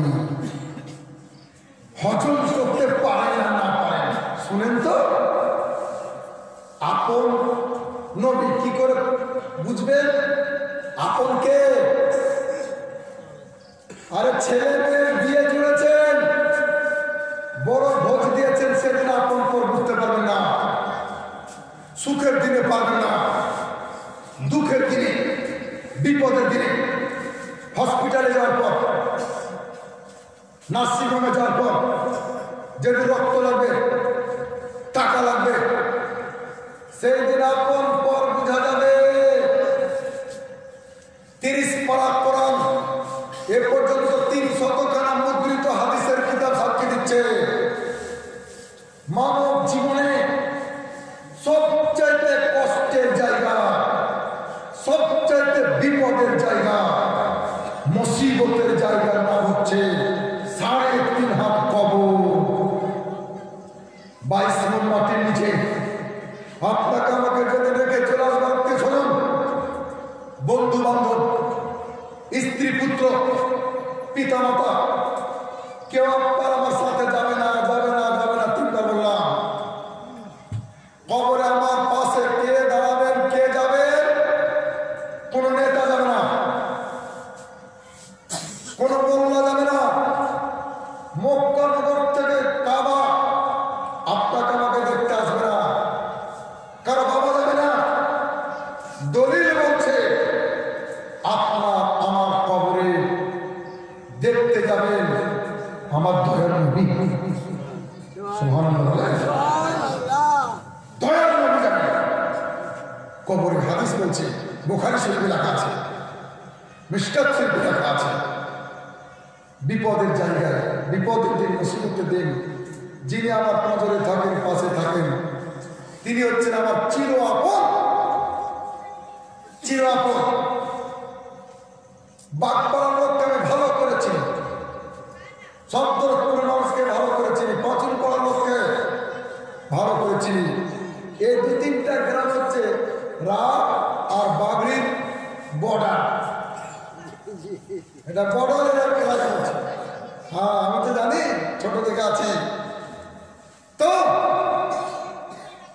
আমি 2003 সালে যখন হজ করতে যাই, জঙ্গিপুরে একটা লোক হজ করতে যাবে, সে বলেছিল, হুজুর মক্কা শরীফে আপনাকে দেখা করবো, ঠিকানা বলেন তো কোথায় পাবো? আমি বলেছিলাম পাবেন না, এত ভিড়ভাড়, একটা ঠিকানা লিখেলেন। তখন 2003 সালে মক্কার মসজিদের দরজা ছিল 98টা। কত বড় মসজিদ? 98টা।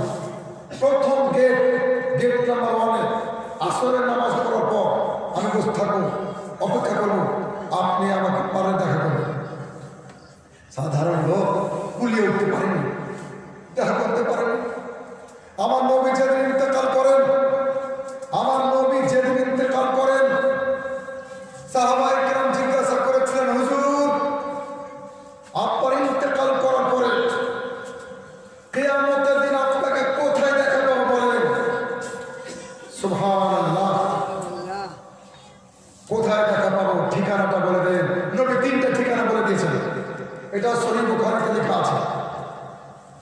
মোহব্বত থাকলেই না বুঝবে, গোটা পৃথিবীকে এতিম বানিয়ে মদিনাকে আধার করে রবিউল আউয়াল 12 তারিখ নবী যখন ইন্তেকাল করেন, আশ্চর্য হবে, আশ্চর্য।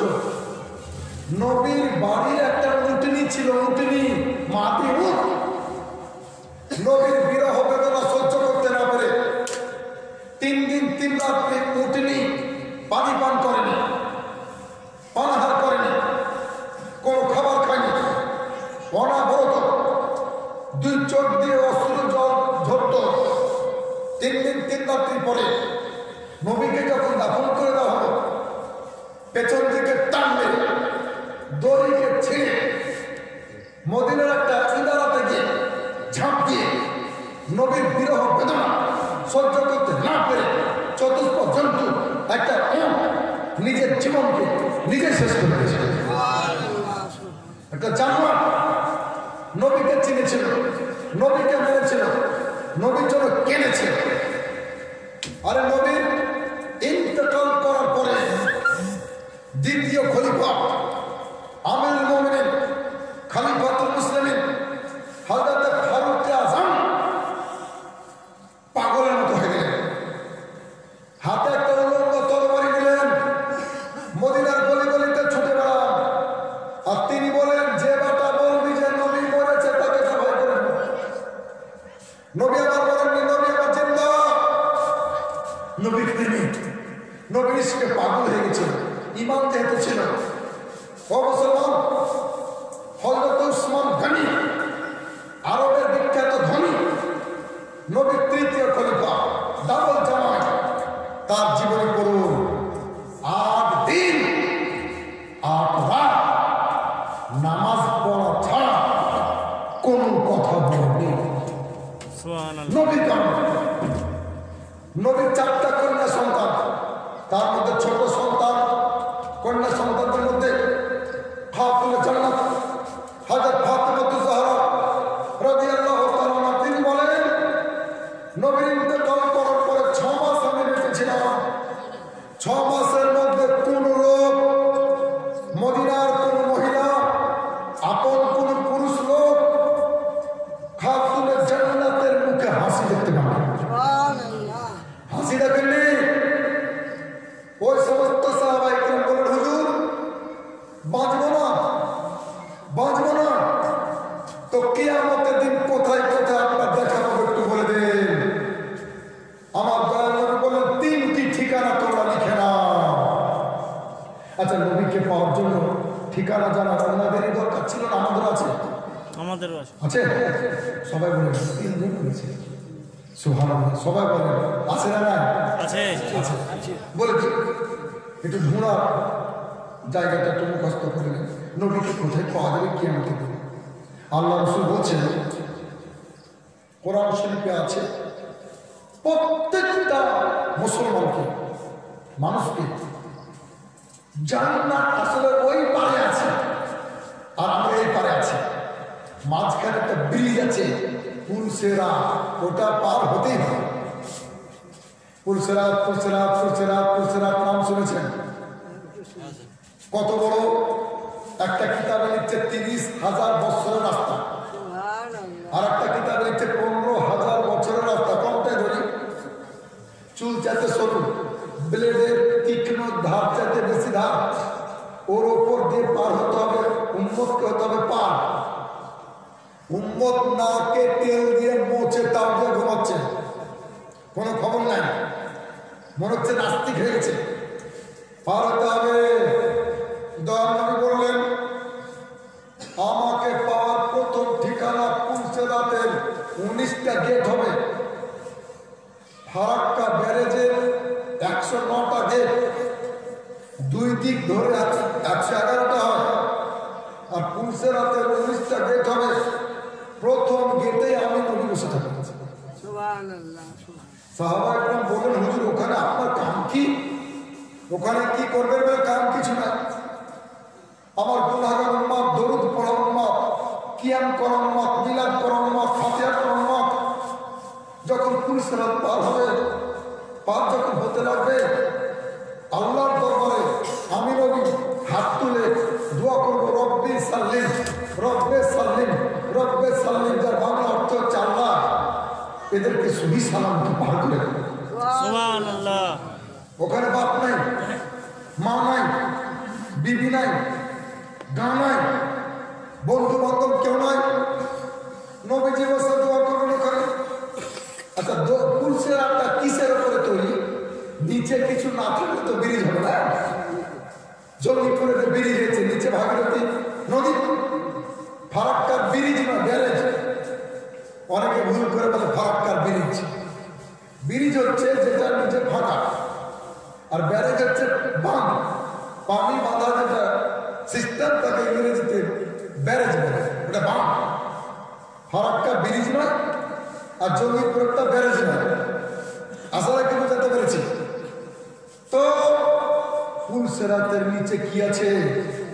সুবহান, জাহান্নামের উপরে পুলসিরাত তৈরি হবে। সুবহানাল্লাহ। সুবহানাল্লাহ। জাহান্নামের গর্ত কত? কোরআন শরীফের তাফসীর, তাফসীরে নাইমি কিতাবের মধ্যে মুফাসসিরে কোরআন আল্লামাতুজ্জামান হাকিমুল উম্মাত মুফতি হামিদুর খান নাইমি রাহমাতুল্লাহ আলাইহি লিখছেন যে মদিনা শরীফে আমার নবী সাহাবায়ে কেরামকে নিয়ে একদিন বসে আছেন। হঠাৎ একটা বিকট আওয়াজ এলো। সাহাবায়ে কেরাম চমকে উঠলেন, হুজুর কিসের আওয়াজ? নবীজি বললেন, একটা দোয়া পড়ো, আল্লাহুম্মা ইন্না নাউযু বিকা মিন আযাবি জাহান্নাম। আল্লাহ আমাদের সকলকে জাহান্নামের আযাব থেকে রক্ষা করো। নবীজি বলছেন, জাহান্নামকে পরীক্ষা করছে ফেরেশতারা। ফেরেশতাদের মধ্যে বৈজ্ঞানিক আছে যে গর্ত কত মাপছে।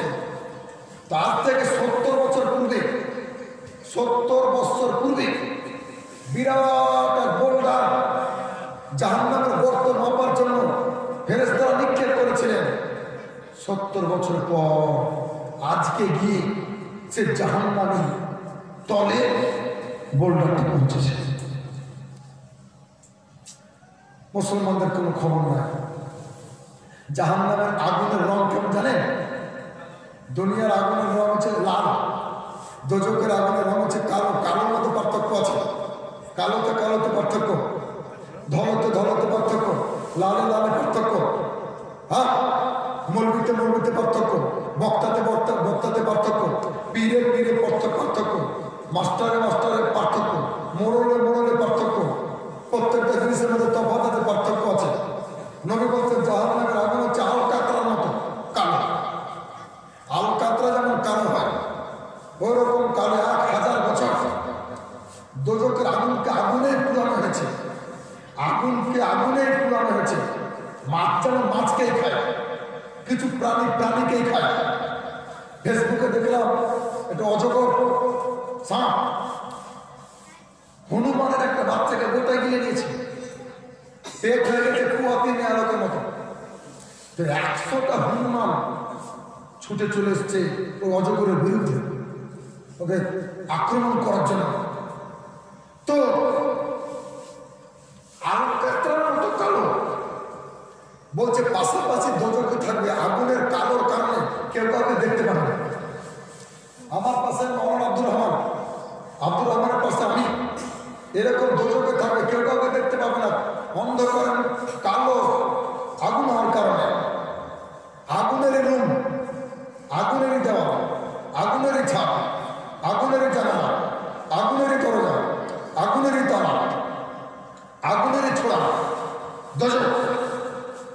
এই তার উপরে পুলসেরা, তার প্রথম ঘেটে নাজ মুস্তফা আপনার আমার মতো পাপি উম্মতের জন্য কেন মিলাদ করি, কেন জুলুস বের করি, কেন নবীকে বলতে পারি না, নবীর জন্য এত লড়াই কেন করি, কেন এত বই লিখি, কেন মোনাজারা বাহাস করি?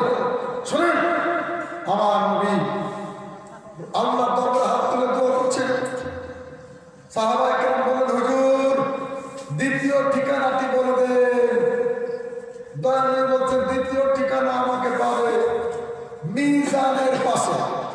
ওয়েট তারাজু কোরআন শরীফের কাছে প্রত্যেকটা মানুষের নেকি বদি পাপ পুণ্যি কিয়ামতের দিন ওজন করা হবে। সুবহানাল্লাহ। যেমন ধান চাল ওজন করা হয়, গম পাট ওজন করা হয়। এটা মনে করেন না যে আল্লাহকে ফাঁকি দিয়ে দিলাম, নবীকে ফাঁকি দিয়ে দিলাম, ইমামকে ফাঁকি দিয়ে দিলাম। অত সস্তা নয়। গোটা পৃথিবীর সমস্ত মানুষ মিথ্যা হতে পারে না।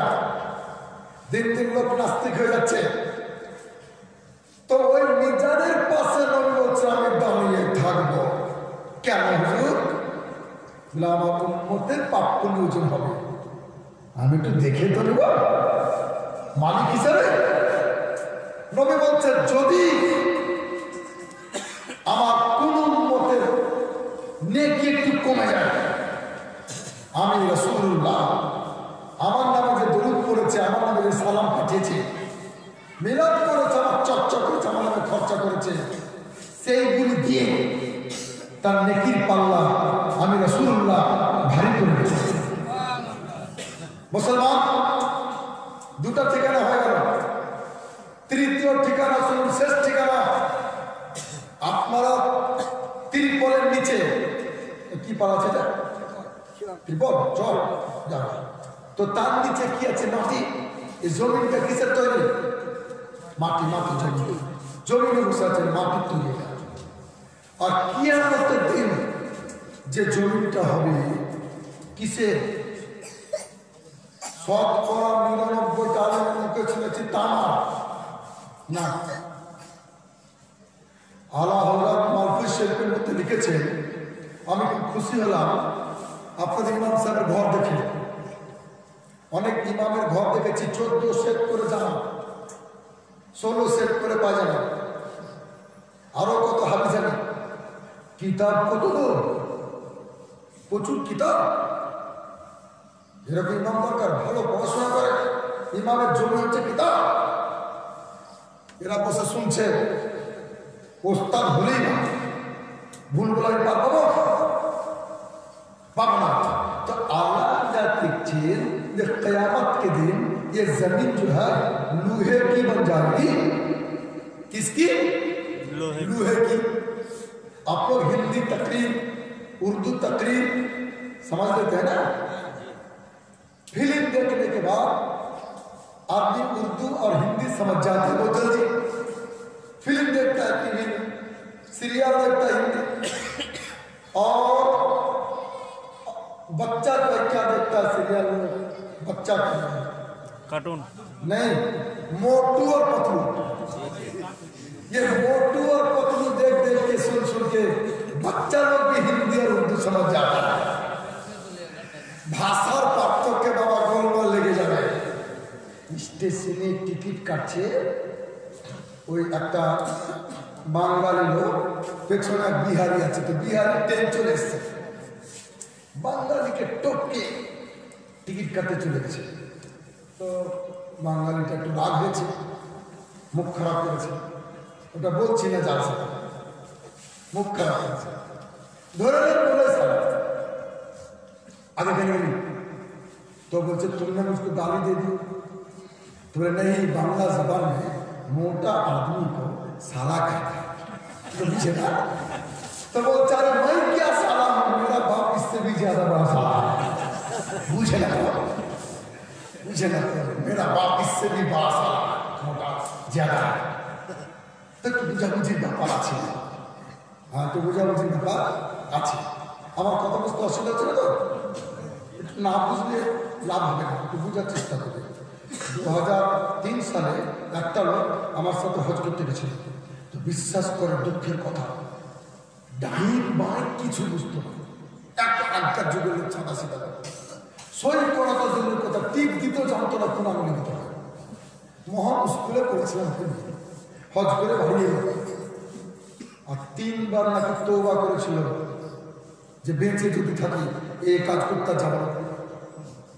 গ্রামের লোকগুলো ছি ছি ছি ছি হাজি তওবা করো। আরে এই কথা বলতে হয়, কার ভাগ্যে জুটে কার কপাল ফুটে উঠে কে যায় মক্কা মদিনা? হ্যাঁ, হজ করতে গেছে তো বলছে আমার দুঃখ হয়েছে। কি দুঃখ? হাজি আছে বলে আরব দেশ গেলাম, থাকলাম, খেলাম, দেখলাম, শুনলাম, কিন্তু কিছু বুঝলাম না। কারণ আরব দেশের ভাষা কি? আর আমাদের দেশের তো পড়া উর্দু বুঝতে পারবে না, আরবি কি করে বুঝবে? একটা লোক হজে যাবে বলে তৈরি হয়েছিল, টেনশন হয়ে গেল তার যে সর্বনাশ, তাহলে আমি কি করবো?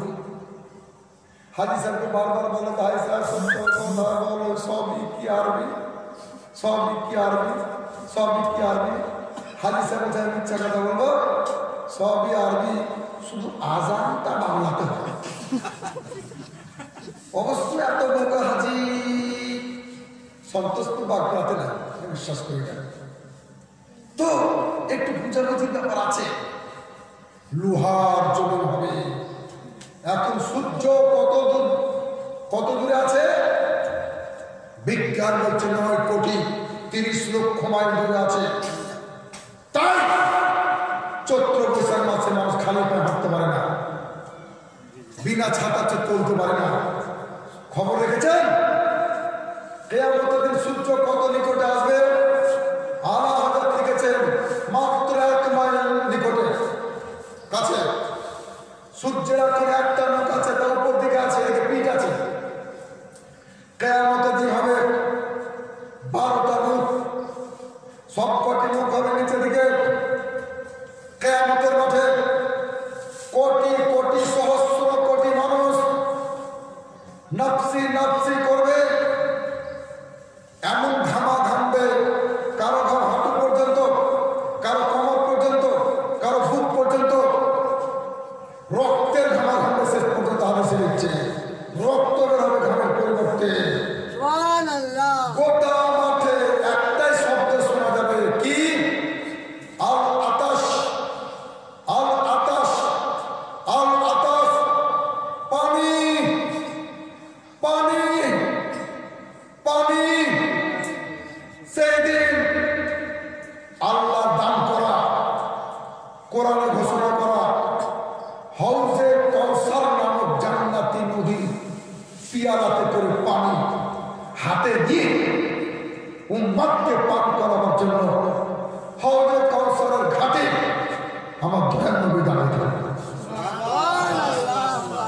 নবীজি বলছেন আমাকে পাওয়ার একটা শেষ ঠিকানা, তোমাদেরকে পানি পান করাবার জন্য অপেক্ষা করবো। সেই নবীর মিলাদ কেন ভালো লাগে না? সেই নবীর বয়ান কেন ভালো লাগে না? মজা কেন লাগে না? কারণ আছে। ওই কারণটা বলে দিই আজকে। আমি আপনার প্রতিবেশী, আমার হক আছে বলা। দেখবে ফুলতলাতে, ফুটপাতে সাপ খেলা দেখায় সাপুরিয়ারা। উদ্দেশ্য কিন্তু সাপ খেলা না, লোক জড়ো করা। উদ্দেশ্য হচ্ছে তাবিজ বিক্রি করা, গাছ বিক্রি করা। ঠিক আছে, গাছ বিক্রি করবে, তাবিজ বিক্রি, বোকাকে ধোকা দেবে, বেকার সব। তো বাঁশি যখন বাজায় সাপ থামতে না পেরে দাঁড়িয়ে যায়, আর সাপ তখন নাচতে আরম্ভ করে। কি করে? আমি দেখেছি, নিজে দেখেছি। ফুলতলা দিতে থাকি আমি, 83 সাল থেকে ফুলতলাতে আছে। কিন্তু মূল সাপের সামনে যদি বেঁধে সারা রাত সারাদিন বাঁশি বাজায়, ফনা তুলবে? নাচবে না। কেন? এই জন্য নাচবে না যে যে মাল, যে পুঁজি থাকলে নাচবে, ফনা তুলবে, ওটাই কি না। নবীর কথা শুনে, নবীর নাম গজল শুনে মন কাঁদবে কার? সবার। ইমান নামক দৌলত পদার্থ যার দিলের মধ্যে আছে। সুবহানাল্লাহ বলবেন না? ও আমার যত সন্দেহ, সুবহানাল্লাহ বললে কি ফায়দা মনে হয় সবার জানে না। এটাও বলে দিই, সুবহানাল্লাহ বললে 3টা ফায়দা। কয়টা? কি কি শুনেন? একবার যদি কোন মুমিন সুবহানাল্লাহ বলে 80টা নেকি পাবে, একটা ফায়দা। দ্বিতীয় ফায়দা, শ্রোতা যে সুবহানাল্লাহ বলবে বক্তব্য শুনে টেস্ট পাবে, টেস্ট। দুটো হলো। তৃতীয় ফায়দা, শ্রোতা যতক্ষণ সুবহানাল্লাহ বলবে বক্তা ততক্ষণ রেস্ট পাবে, রেস্ট। আর বলে তো দেবে বলে না সুবহানাল্লাহ, আল্লাহ সুবহানাল্লাহ। জবাব বলবেন তোমার 80টা করে নাকি? তো ওই ইমানটা কি আমাদের দেলে আছে? এটা হাসি রসিকতার কথা নয়, এটা কোন আসল কথা। পরীক্ষা করলে না করি, সুগার পরীক্ষা করতে হয়, ব্লাড পরীক্ষার মাধ্যমে সুগার কত, প্রেসার কত পরীক্ষা করি, থুতু পরীক্ষা হয়, আরো অনেক কিছু পরীক্ষা হয়। ইমান পূর্ণের পরীক্ষা করিনি, হয়নি, করে নেন আজকে নবী দিবসে। ইমান পরীক্ষা করার নিয়ম কি এখনই জানতে পারবেন আপনার ইমান আছে কিনা, এখনই জানতে পারবেন। কি করতে হবে? শরীয়তের বিধান হচ্ছে যে কুকুরের পেট থেকে যদি ছাগলের বাচ্চা হয়ে যায়, অথবা ছাগলের পেট থেকে যদি কুকুরের বাচ্চা হয়, তার কুরবানি বা আকিকা হবে কিনা। শরীয়ত বলছে কাজ করে, ওকে কিছু পদ্ধতি আছে পরীক্ষা করে। তার মধ্যে একটা পদ্ধতি হচ্ছে 3 দিন 3 রাত্রি ওই বাচ্চাকে ক্ষুধার্ত অবস্থায় রাখা, খেতে দেবে না, মরো কামো। 3 দিন 3 রাত্রি পরে কচি কচি কাঁচা কাঁচা মুখরোচক ঘাস একদিকে রাখেন পেছাতে, অপরদিকে নোংরা মল, নাম নেব না, ওটা রাখেন একদিকে। আপনি না পাবেন কোনো আদিবাসীকে দিয়ে রাখা করা, মেথরকে দিয়ে রাখা করা, মাঝখানে বাচ্চাকে ছেড়ে দেন। 3 দিন 3 রাত পরে দেখেন বাচ্চা কোথায় মুখ দেয়। ওই বাচ্চা যদি ঘাসের মুখ দেয়, ঘাস খায়, মনে করতে হবে আকারে প্রকারে কুকুরের বাচ্চার মতো হলেও প্রকৃত অর্থে এটা ছাগলেরই বাচ্চা। আর যদি ঘাসকে উপেক্ষা করে, ঘাসকে বুড়ো আঙুলাকে মলে মুখ দেয়, তখন মনে করতে হবে আকারে প্রকারে ছাগলের বাচ্চার মতো হলেও প্রকৃত অর্থে কুত্তার বাচ্চা, কোরবানি হবে না। নিজের মনকে নিজে জিজ্ঞাসা করেন, নিজের হৃদয়কে নিজে জিজ্ঞাসা করেন। পৃথিবীর বুকে 2 রকমের বাণী আছে, 2 রকমের অনুষ্ঠান। একটা ইসলামী, একটা ইসলামী, ব্যাখ্যা যাচ্ছে না। একটা ইমানি, একটা শয়তানি, একটা কুরআনি, একটা শয়তানি, একটা হচ্ছে রুহানি, একটা হচ্ছে শয়তানি। 2 রকমের অনুষ্ঠান স্বভাব। কোন দিকে বেশি মজা লাগে আপনার, কোন দিকে বেশি এনজয় পান, আনন্দ লাগে? যদি ইমানি ইসলাম অনুষ্ঠানে আল্লাহর বাণী, নবীর বাণী শুনতে বেশি এনজয় হাসিল হয়, ভালো লাগে, মনের খোরাক হয়, বেশক আমি লিখে দেব আপনার ইমান আছে। মিলাদ যদি ভালো না লাগে, আজান যদি ভালো না লাগে, নামাজ যদি ভালো না লাগে, কোরআনের বাণী, হাদিসের বাণী, নবীর কথা, নবীর আলোচনা ভালো না লাগে, ভালো লাগছে কি? নাচ, গান, বাজনা, ড্যান্স, যাত্রা, থিয়েটার, সিনেমা, সিরিয়াল, তার আপনি এটা আমি লিখে দিতে পারেন। ইমান নামক দৌলত থেকে মহারম আছেন, আপনি বঞ্চিত আছেন। কারণ সব জিনিস সবকে ভালো লাগবে না। যার মনের মধ্যে ইমান আছে তার কিছু লক্ষণ আছে। যৌবন যদি আসে কারণ যুবক যখন হবে তার চিহ্ন দেখা দেবে। কি চিহ্ন? মোজ গজাবে, দাড়ি বেরোবে, গুপ্ত প্রশ্ন আসবে। ইসলামের কথাতে লজ্জা নেই। ইন্নাল্লাহ লা ইস্তাহি আন ইয়াজরিবা মাসালান মা বাউদাতান ফামা ফাওকা। কোরআন বলছে শরীয়তের কথা বলতে ইসলাম লজ্জা করতে বলেনি। আর কি লক্ষণ? বিপরীত লিঙ্গের উপর আকর্ষণ হবে, অর্থাৎ ছেলের তার মেয়ের দিকে হবে, মেয়ের তার ছেলের দিকে হবে। আপনার মধ্যে আমার ইমান যদি থাকে তো বলছে কোরআন হাদিস যখন পড়া হবে, ইসলামী কোনো কথা পড়া হবে, লোম খারাপ হবে। ওয়াইদা তুতলা আলাইহিম আয়াতুনা তাকশাইরু জুলুদুহুম, লোম খাওয়া হয়ে যাবে। আপনাদের কারো খারাপ হয় কি না আমি জানি না, হবে তো বটে। আমার কেউ যদি পরীক্ষা করতে চান এখানে আসতে পারে। আল্লাহর কুদরতের সামনে আমি একটা গজল মুখস্থ করেছিলাম যখন 11 বছর বয়স আমার। সে তখনকার কথা, 40 বছর আগেকার কথা। সে গজল এখন যদি পড়ি, আল্লাহর কুদরতকে চোখ বন্ধ করে সকল কুটের গজল পড়িনি, আমি বসে থাকি, আমার মন খারাপ হয়ে যায়। মন খারাপ হয়ে যায়। আমার ইমান আছে, আমার কনফিডেন্স, আত্মবিশ্বাস আছে, আমার ইমান আছে, নবীকে ভালোবাসি। আগে যার সাথে কথা বলে তো ফেসে গেলাম, বলে ওই ছাড়ো, বিদায় দেবো না, নাজর না দেবো না, শোনাতে হবে কোন গজলে 11 বছর বয়সে মুখস্থ করে। বলে আরে বাবা, এতদিনকার পুরাতন কথা কি কতদিন মনে থাকে? ছোটতে মুখস্থ করেছিলাম একটা বাংলা ছড়া, চরকা মাদ্রাসা যখন পড়ি ওই ছড়া তো চলে না। আমার স্যার আমাকে মুখস্থ করেছিলেন যে আমাদের বাগানেতে ফোটে কত ফুল, গোলাপ, করবি, চাপা, মালতী, বকুল, লাল লাল জবা, সাদা সাদা ঝুল, ঝরে পড়ে সিং দিতে চেয়ে থাকে ভন। আমাদের বাগানেতে ফলে কত ফল, আম জাম আনারস, জিভে আছে জল, পেঁপে কলা জামরুল আছে নারকে, দাসা দাসা পেয়ারা পাকা পাকা, বহু আজ্ঞার কথা।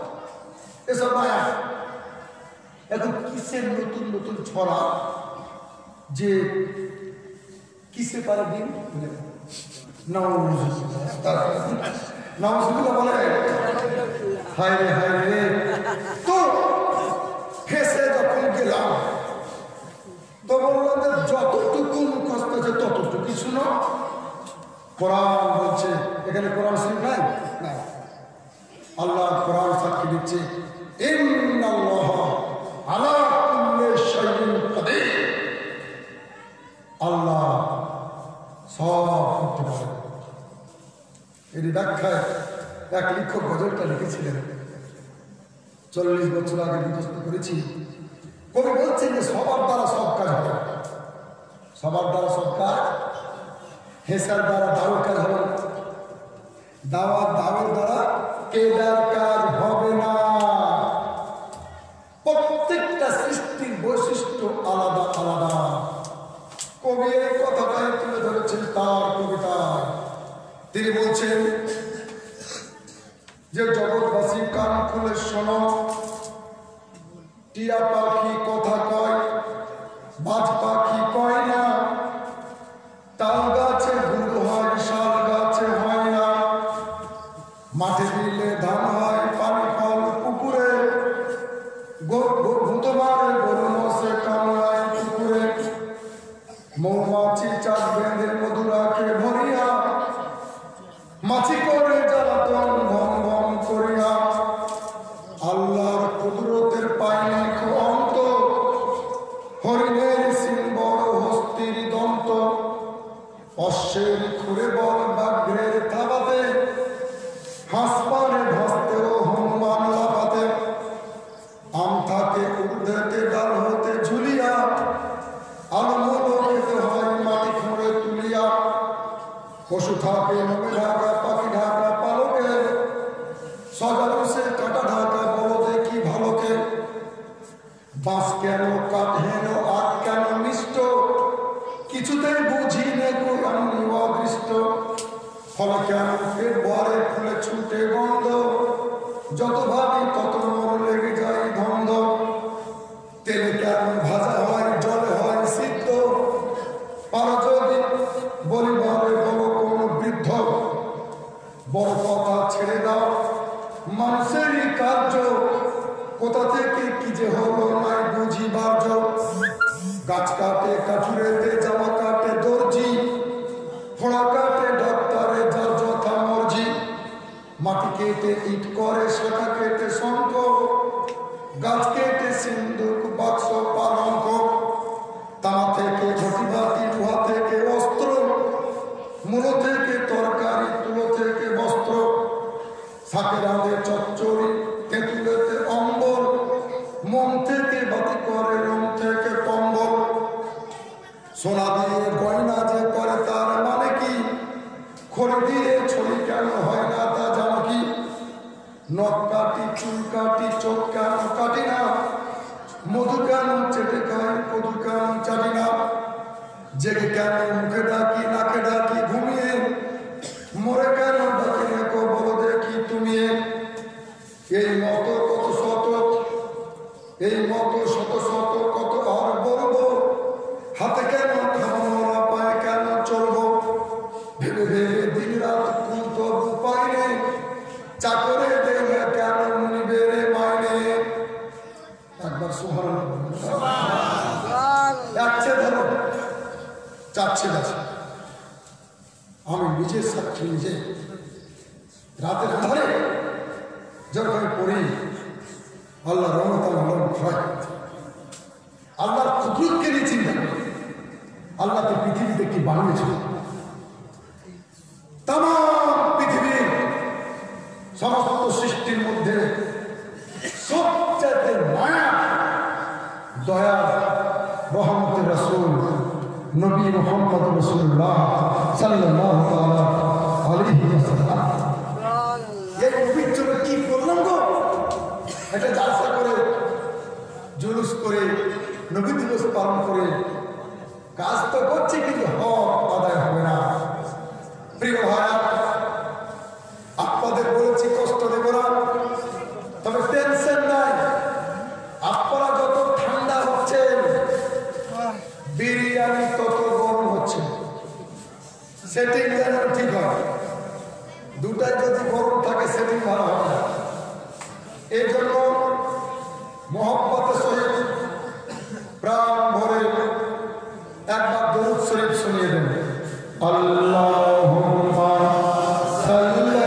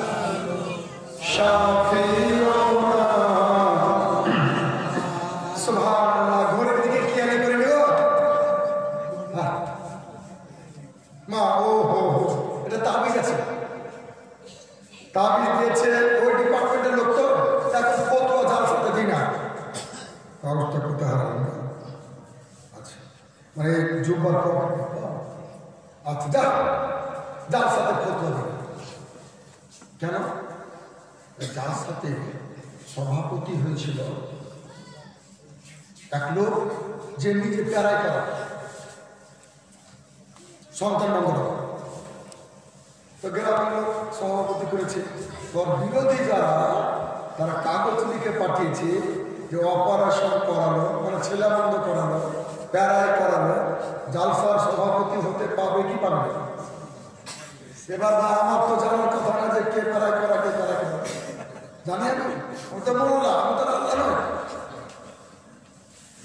আমি উত্তর দিইনি, সভাপতির মক্কা দাঁড়িয়ে গেছে, আমাকে বলছে হুজুর একটু ঠান্ডা, মুখ কিস্তি করে বলছে কোন ডাটায় প্রশ্ন দিয়েছি আয় দেখি লেগে গেল।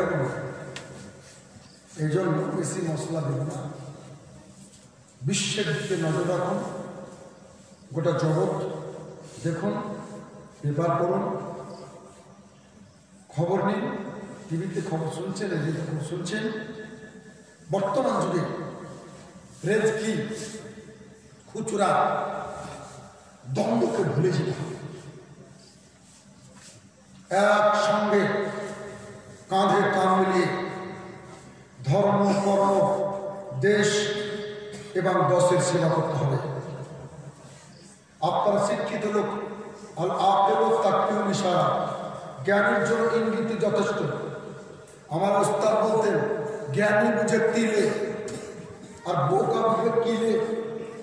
স্যারকে বললাম স্যার কি বলে, তো বলতে জানিস একটা ছেলেকে প্রাইভেট পড়াতেন একটা বোকা। স্যার ওকে বলছেন যে পর দিস ইজ মাই হেড, এটা হয় আমার মাথা। তো বোকা ছেলে বলছে দিস ইজ মাই হেড, এটা হয় আমার স্যারের মাথা। স্যারের তো লোকটা গরম মাথা খারাপ, ভালো করে বল দিস ইজ মাই হেড, এটা আমার মাথা। বোকা ছেলে বলছে দিস ইজ মাই হেড, এটা হয় আমার মাস্টারের মাথা। ছেলের বাবা বলল আপনি সরেন আমাকে দেন, বললো ভালো করে বল দিস ইজ মাই হেড, এটা আমার মাথা। বলছে আব্বু এবার বুঝতে পেরেছি, দিস ইজ মাই হেড, এটা আমার বাবার মাথা। ছেলের মা বললো তুমি সরো আমি একবার দেখি, বল দিস ইজ মাই হেড, এটা আমার মাথা। ব্রাহ্মণ হ্যাঁ দিস ইজ মাই হেড, এটা আমার মার মাথা। ওর একটা হন্ঠা দাদা ছিল, তোমরা সরো আমাকে দাও দিয়ে কি লুটিয়েছে মাথাতে ধরেছে আর বলছে বল দিস ইজ মাই হেড, এটা হয় আমার কিল। তখন বলছে হ্যাঁ দিস ইজ মাই হেড, এটা আমার। দেখেন বোকা বলে, বোকা বলে খোকা রাখা গেল। শুনে তো জ্ঞানী বুঝবে তিলে আর বোকা বুঝবে কিলে। যার কারণে জালসা শুরু করলে হবে না। আসল উদ্দেশ্য নদীকে খুশি করা। নগদ কথা বলে যাচ্ছি, মুফতি আলিমুদ্দিন রেজভী সাহেব সহ আরো কত শত বক্তাকে নিয়ে এলেন, আপনি সফল হলেন না। সফল তখনই হবেন যেদিন নবীর সুন্নাত মোতাবেক নিজের জীবন যাপন করতে পারবেন। सुन्नत नहीं तो उम्मत नहीं, अरे सुन्नत है तो उम्मत है। सुन्नत नहीं वो किसे हाँ हाँ জালসাও শুনছেন মদও খাচ্ছেন, জালসাও শুনছেন সুদও খাচ্ছেন, জলসাও শুনছেন ঘুষও চলছে, মিথ্যা চলছে, পরনিন্দা চলছে, ওজনে কম দেওয়া চলছে, খাদ্যে ভেজাল দেওয়া চলছে, জমির আইন কেটে বড় করা চলছে, মিথ্যা জালসাও শুনছে, পাপও করছে। এতে কি হলো, এক গ্লাস দুধ খাওয়ার পরে এক গ্লাস মদ খেয়ে নেওয়া হবে, কোনো লাভ হবে? লাভ হবে। এই জন্য একটা কথা বলবো, এই যে মদ কোরআন শরীফের মধ্যে আল্লাহ তাআলা লিখে দিয়েছেন মুমিনদের জন্য, মুসলমানদের জন্য এই কুখাদ্য অখাদ্য মদ হারাম, হারাম এবং কঠিন হারাম। ভালো করে শুনেন, শুয়োরের কাঁচা রক্ত খাওয়া আর মদ খাওয়া দুটোই পাপ সমান। কি করেন মিয়া, একটু কবরের খবর নেই, মরণকে স্মরণ করেন না, নবীকে বলে আল্লাহকে বলে একটু ভয় হয় না? এই কুখাদ্য অখাদ্য মদ কুকুরে খায় না, শুয়োরে খায় না। এটা আমি পরীক্ষা করেছি, জানেন? পরীক্ষা করেছি, দুইজন আদিবাসীকে টাকা দিয়ে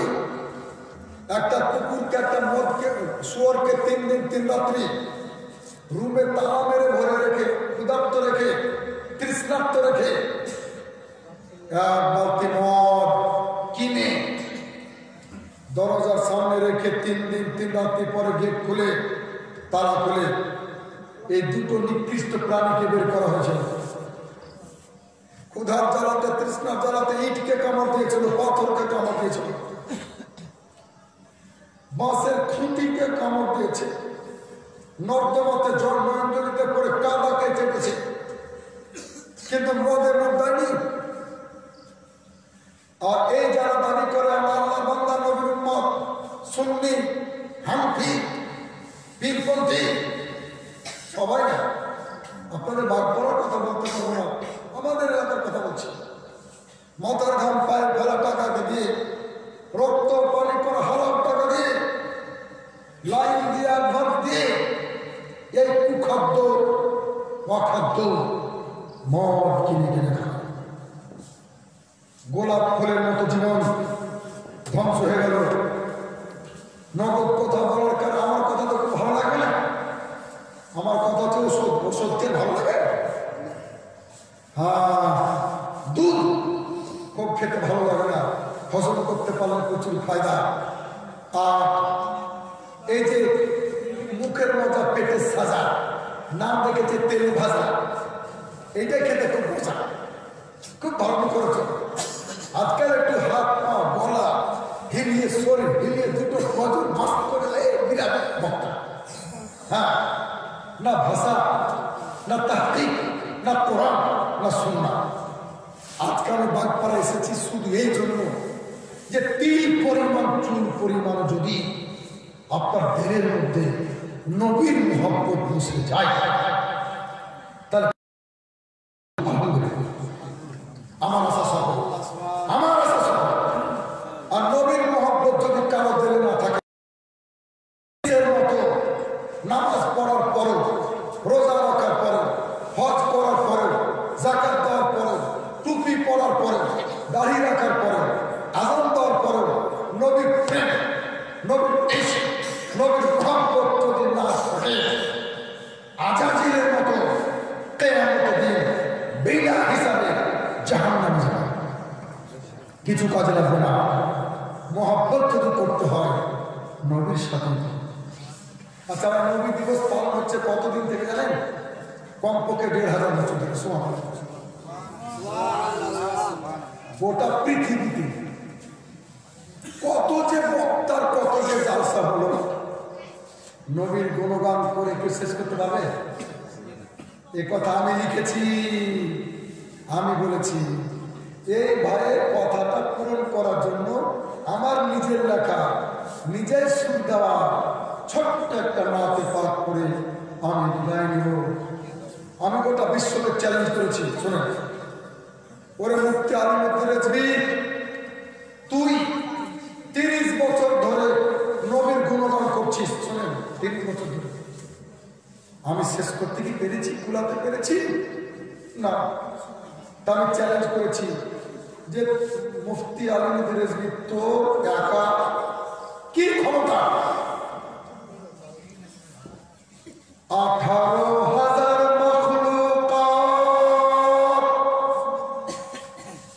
বয়ান করে যদি দিন রাত, তবুও নবীর কথা শেষ হবে না।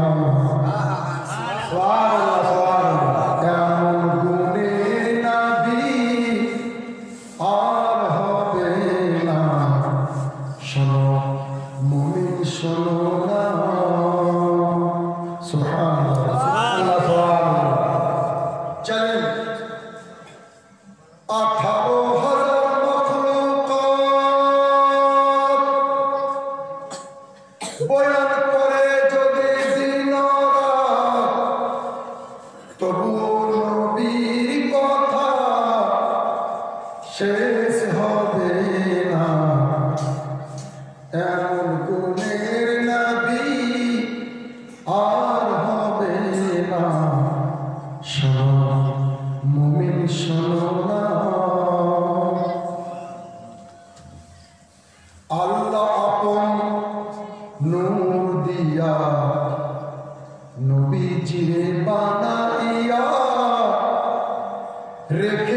রেখেছিলেন আরো সেতে যতন করিয়া। সুবহানাল্লাহ বলে আল্লাহ আপন নূর দিয়া নবীজিরে বানাইয়া রেখেছিলেন যত আরো সেতে যতন করিয়া। নবী নূর আলানোর আর সমস্ত হুজুরের হুজুর। আরে হুজুর কি একটা আছে? জামাল মিয়া হুজুর, তৌসিফ মিয়া হুজুর, তাকুস শরিয়া হুজুর, বাবা ছোট হুজুর, কোথাকার বড় হুজুর, কত হুজুর তার শেষ নাই। কবি বলছেন যে নবী নূর আলানোর সমস্ত হুজুরের হুজুর, নবী নূরের আলোকিত সারা জামানা, এমন গুণের নবী আর হবে না। শোনো মুমিন শোনো না। সুবহানাল্লাহ। অন্তর্বাড়িতে নোট করো নবী কি দিয়েছেন আমাদেরকে। দিয়েছেন তো সবই, তার মধ্যে উল্লেখযোগ্য যেটা নবী যদি না আসিত আল্লাহ আছেন কে জানিত। নবীর দ্বারাই প্রকাশিত আপে রব্বানা। নবী যদি না আসিত আল্লাহ আছেন কে জানিত। নবীর দ্বারাই প্রকাশিত আপে রব্বানা। সুবহানাল্লাহ। নবী আদি নবী অন্ত, আরে নবী আদি নবী অন্ত, তিনি গুপ্ত তিনি ব্যক্ত। নবীর ওসিলাই পেলাম, আরে নবীর দ্বারাই পেলাম আল্লাহর ঠিকানা। গুণের নবী আর হবে না। শোনো মুমিন শোনো না। সুবহানাল্লাহ। তিন ছেলে হয়ে গেল, শেষ ছেলে। রেজবিরে তোর গুনাহ বেশি, কেমনে হবেন মাওলা খুশি। না ধরলে নবীর রশি তো নাজাত হবে না। রেজবিরে তোর গুনাহ বেশি, কেমনে হবেন মাওলা খুশি। না ধরলে নবীর রশি তো নাজাত হবে না। নবী রাহমাতুল লিল আলামিন, তিনি শফিউল মুজনিবিন। নবীর ওয়াসিলা ছাড়া কেউ জান্নাত পাবে না। এমন গুণের নবী আর হবে না। শোনো মুমিন শোনো না। এক ভাই অনুরোধের করার কারণে একটা কালাম শোনালাম। মাত্র পড়ি, আমি যা পড়ি তা অন্য লোক পড়ে না। অন্য লোক যেগুলি পড়ে আমি সেগুলি পড়ি না। হ্যাঁ আছে, অনেক গজল আছে। তো আপনাদের জোড়হাত অনুরোধ করছি, যতই বলুন না কেন আপন আছে, কিন্তু তুলনামূলক ভাবে সবচাইতে আমাদের আপন কাছে কাজে নবী মুহাম্মদ রাসূলুল্লাহ সাল্লাল্লাহু আলাইহি ওয়াসাল্লাম। এক কবি আক্ষেপ করে দুঃখ করে একটা কথা বলেছেন, ওই কথাটা শুনে বিদায় নিচ্ছি। যে পরকে তুই করলি আপন, পরকে তুই করলি আপন, আপন জনে ভাবলি পর। জঙ্গলে তুই বাঁধলি বাসা, জঙ্গলে তুই বাঁধলি বাসা। ভুলে রইলি আপন ঘর,